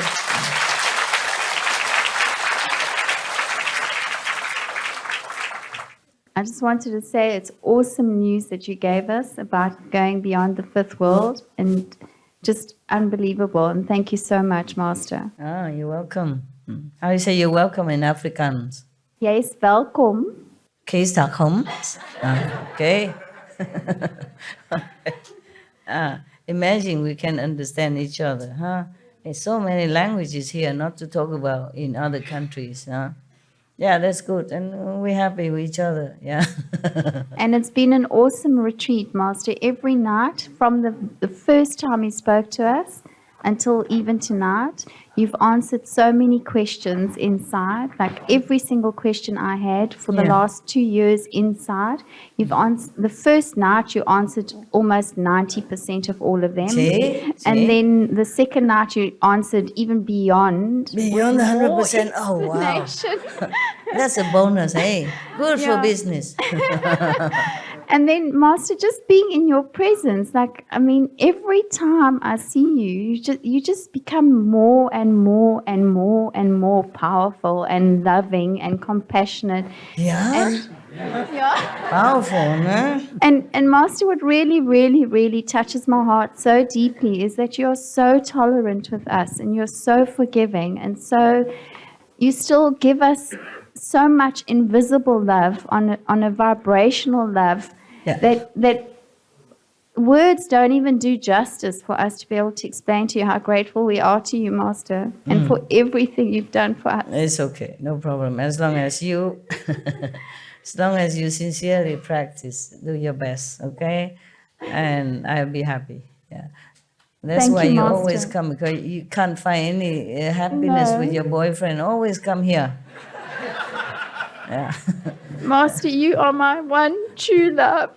Oh, yeah. Oh, yeah. Yeah, but if another boyfriend would be better, right? Have master, but boyfriend would be better, right? It's no good all that boyfriend business, No. okay? You stay alone and you will see how happy if you last longer. Yeah. Longer than 2 years, then you feel happier. If you're busy, doing something at least for yourself or something also meaningful, then you will not even think of even the most handsome man coming in front of you, you don't even see it. Yeah. You don't feel anything. Even if you do, you would know it's just a fleeting kind of chemical reaction. Yes. Or habits, It's just, but you must keep yourself in good company and work, okay? Yes, Master, I will. Because if you stay alone, you feel lonely and then you just want a company. Not really a boyfriend, you just want somebody to be around, talking to, or helping you do some nailing. I do all my nailing myself. Yeah, just now even. I have to fix my place. I have to hang curtain to keep it warmer, and nail something to secure my door, stuff like that, The door of the stage, the door of the floor, Not my door. I don't have any door. It's just if you go to the roof, there are some doors, Door from the second or other floor. I have to secure it. I did it all myself. Busy yourself. Make yourself just like handyman even, busy yourself. Or read books, Read important spiritual books. Yes, Master. And go outside, volunteer with some, but that's also dangerous because for other men, I mean, not for you, but for the fleeting kind of boyfriend. Energy spent on physical pleasure is very precious. It depletes you, truly. You must save it as much as you can so that you can go further, because you have only so much energy and fuel. If you dispense it all on the way, then of course you will delay your journey or stay in one low level. Yes, Master. Yeah, that's why even St. Peter say best is to stay single. But really, if you cannot, then get married. Get married, yeah. I don't mean you get married. I mean, St. Peter say that to other people, to his disciple followers, Most master, they married before they became master, And after they even married, they understand that physical contact, pleasure are not helpful to your spiritual elevation. Definitely not. It's not a joke. It's not that like I'm wagging finger at you like I'm better than you, nothing. This is just a fact like that. Okay? So cool down. chill out, meditate, do good, do some volunteer job with our group. Yeah, do something good with your precious life, okay, and time. Thank you, Master. Just cut off this kind of boyfriend stuff in your mind. Just determine that you don't want it. Then it will not happen. But if you always are lingering and thinking, oh, who is the next, and keep looking, of course you will find one. Yeah, and then you waste your time in tears, in quarrel, or in adjusting and in dispensing energy. There's nothing really good about that, truly like that, okay?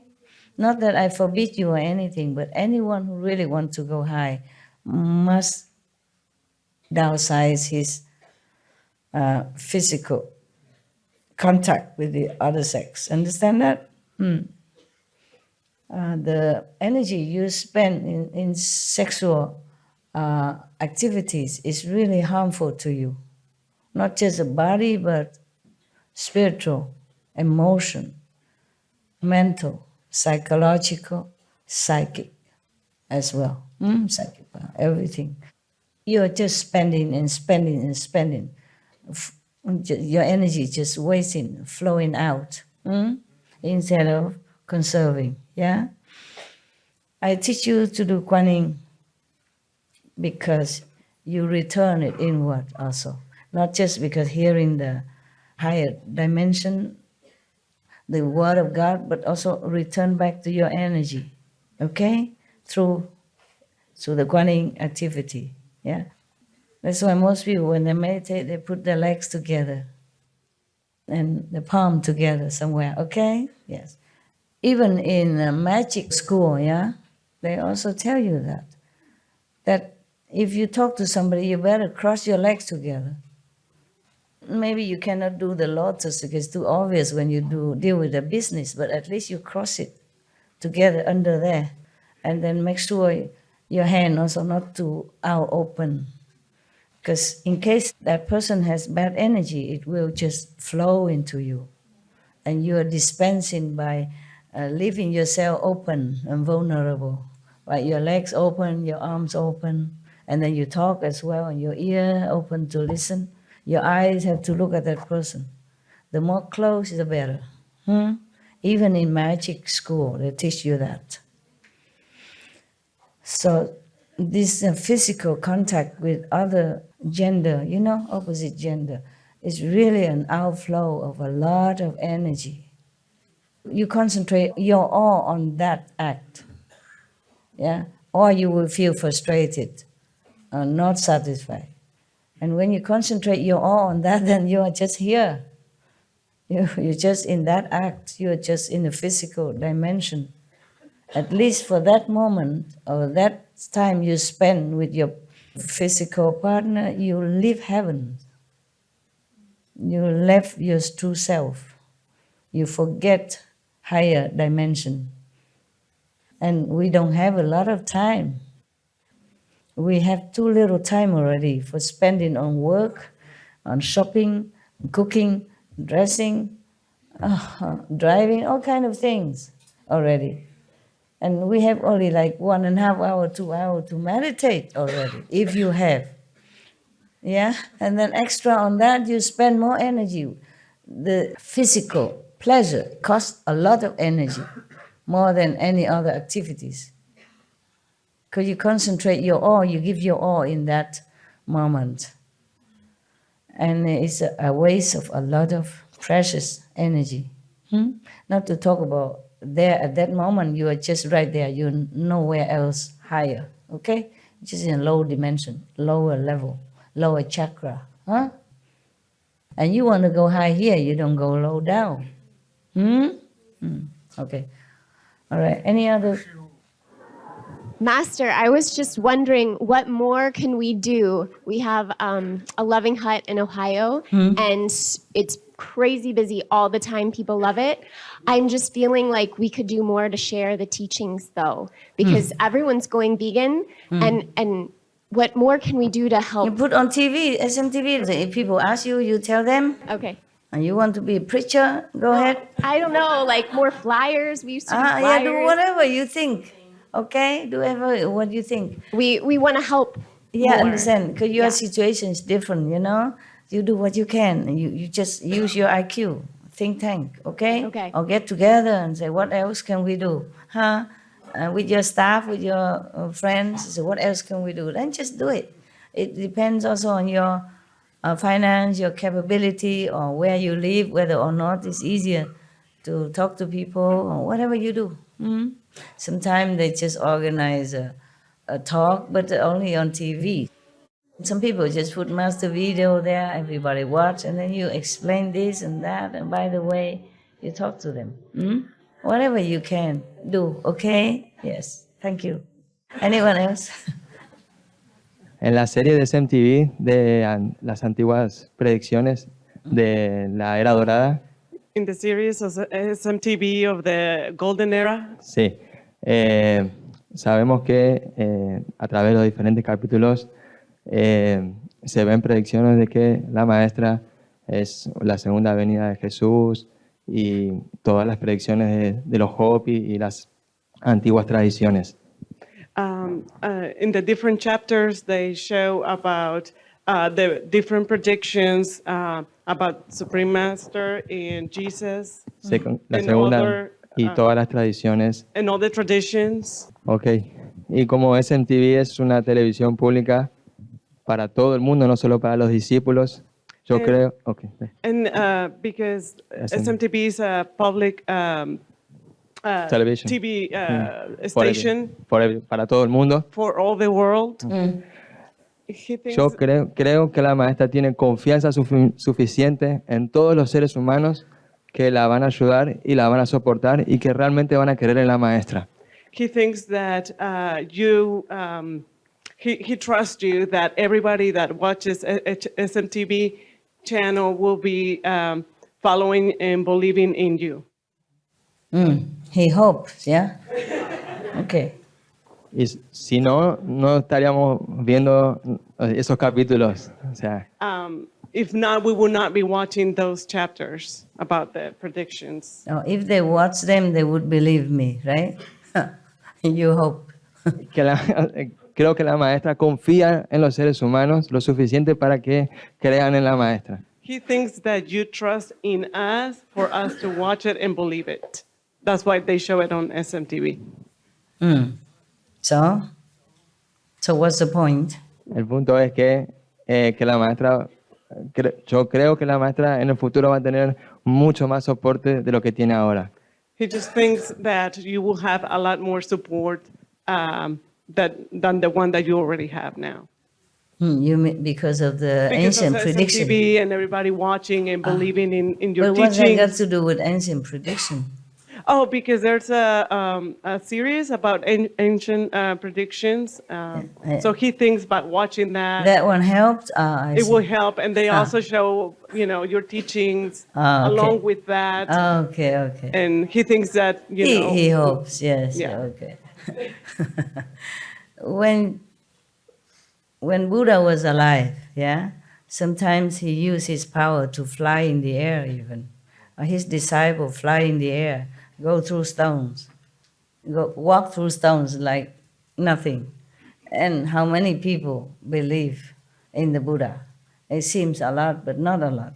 When Jesus was alive, he brought the dead back to life.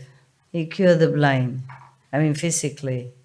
He broke a small little seaweed into, he feed 500 people. Physically, directly in front of them. How many people believed him because of that? We just show what we show, okay? Just for education, yeah? For interesting program. Just show the truth. Whatever we show, it's just the truth. But it's not necessary people believe in that. If they do, of course, it's good. Yeah, it's a very interesting program. Yeah, and just show the truth. Yeah, and it is very good that. I'm also amazed when I saw the last one.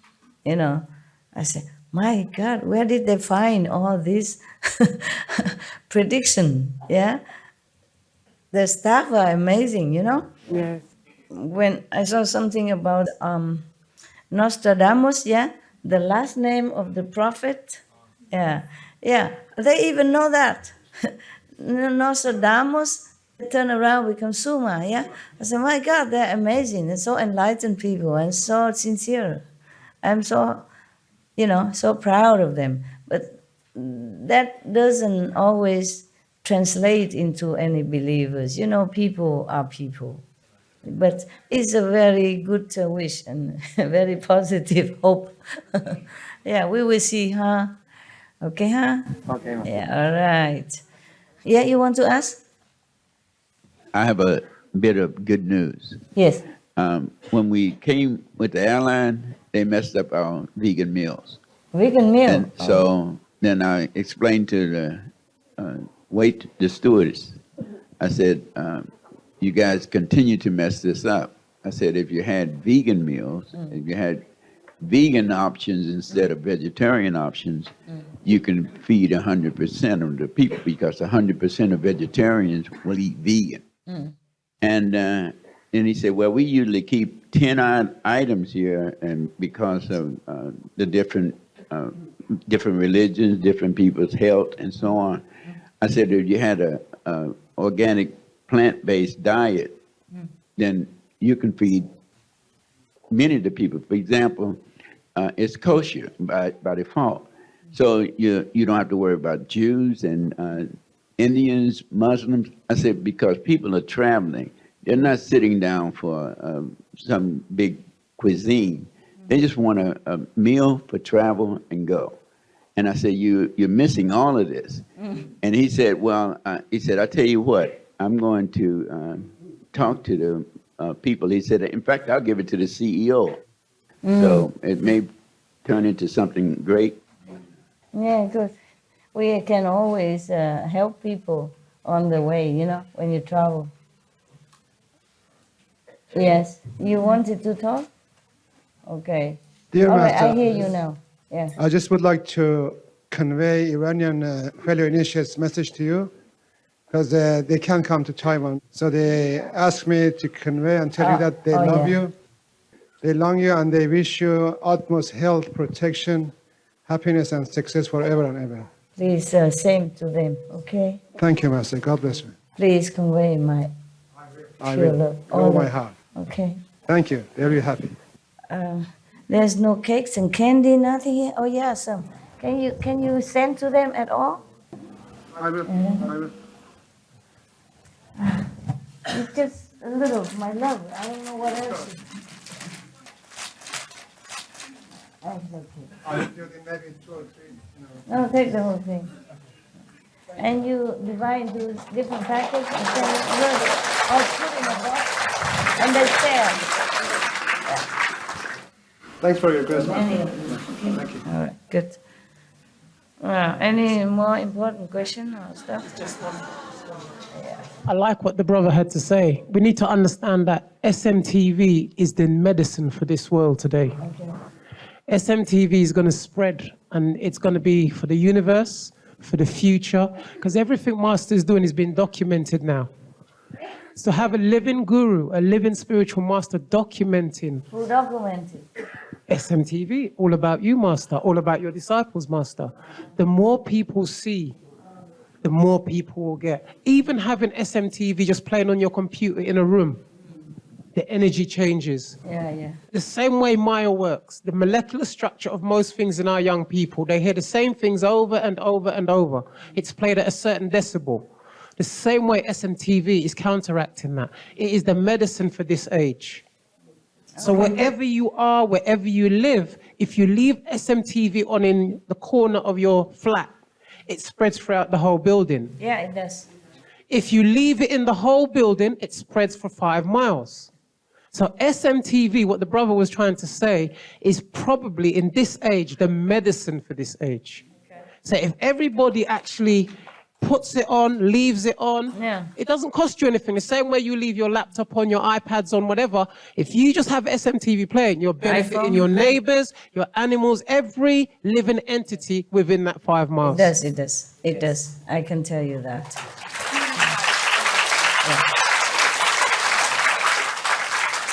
That's why Maya tried to even disrupt me in one of those first days of my first retreat ever seen in Taiwan, you know. Suddenly the SMTV just blocked out and just noise, it's a oh like that. Because he does it so discreetly, you know. So I asked heaven, oh, what is that? Who dared to do that? He say Maya. I say, why does he do that? And they said, because you and the SMTV form the ring of protection everywhere. He tried to scare you out of it, you know. I leave very low volume because I meditate, you know, I just leave it on low volume. And then they make it like big, I mean, in the whole room, you know, is reverberated with like a big loudspeaker everywhere in the room, just like that. And then I asked Maya himself, what are you doing? And the entity said to me, television noisy, too noisy for you. I stopped the television. Understand? I haven't said no. He want to stop you the energy, break the protection ring. Of course, I knew that also, but sometimes the Maya is very tricky, you know. He does things, but he hides his hand. Maybe you're thinking he's in trouble with your TV. He's not. Just like he make a little bird, you know, make a trumpet in like an elephant, just to disturb me. TV is too noisy for you. Even call me master and all that, as if he's some very good being or angel or something. TV is too noisy for master. Sometimes he can disguise, make himself look like he's concerned about me. I know the trick. Telling lie and all that, you know. I say, I have no respect for you. You're just too much, you know, below the dignity even for Maya. Okay, but sometimes he cannot hide. If I tell him, ask him directly, he has to admit it. Yeah. First he say he's an angel, he's a whatever, you know. I say, tell me the truth. And then he has to tell me, it's Maya. Because he knows I can find out, you know. Are you guys okay? All right. I don't really want to leave you also because you came here only 1 week, you know, and you're leaving already, you know, tomorrow, right? Some of you. Yeah. Okay. Do you have many Indians brother around you? I do. Or just your? These are precious for your family and Indian initiates in your area or send back to India. Just my love. Thank you. It's not much really. All right? Thank you. Nah, don't be jealous. Be happy. Thank you. Love you.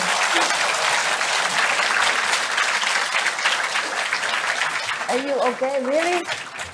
Huh? Okay? Man, I sit here on comfortable chair and I feel a little cramped. How would you? Really, you something on you. So wonderful to see you this week, Master. Thank you so much. I know, I'm so impressed, you know, that you can do that. I'm not sure if I can. Truly. Yeah, it's okay. It's just his usual, praising Master all the time. Make me ego. Okay, somebody help me with this? Thank you. All right. I want to see you forever. Truly like that, because you're wonderful. Yeah. I feel good with you guys. Oh, you need to see the river, huh? You. Where are you going next? Just stay here, meditate? Yeah. Stay here, meditate. Oh, upstairs, meditate, yeah. Okay, stay indoor if you can, wherever, okay? I go and meditate also. Myself. Love you.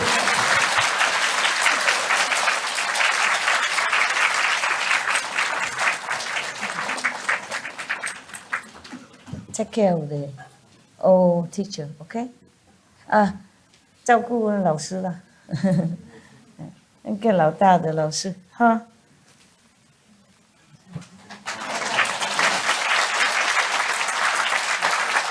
Oh, I really am impressed with you. Truly, I'm not saying that to make you happy.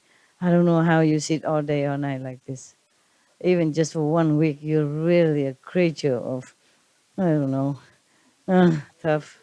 Tough.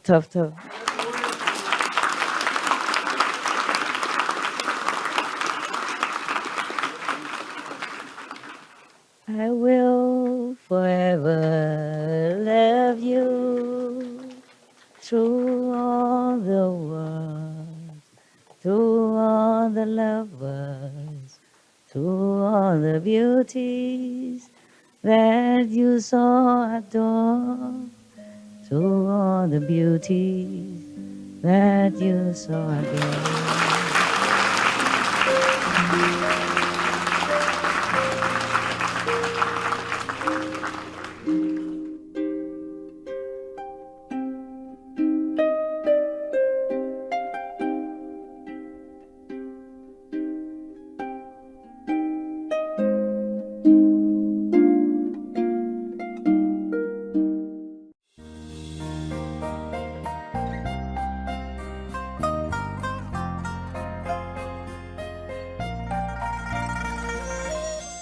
愉快啲觀眾，感謝你一同收看今日的師徒之間節目《楞嚴經受陰魔境造7集之7》，請鎖定無上師電視台，收看更多正面的節目。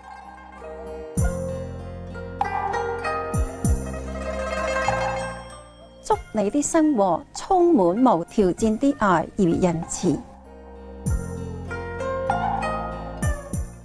Delightful viewers, we appreciate your company for today's episode entitled The Surangama Sutra, The Demonic States of the Feeling Skandhas, Continued, Part 7 of 7, on Between Master and Disciples. Please stay tuned to Supreme Master Television for more positive programming. May your lives be filled with unconditional love and kindness. Our programs offer many languages. Please visit suprememastertv.com/schedule and suprememastertv.com/BMD.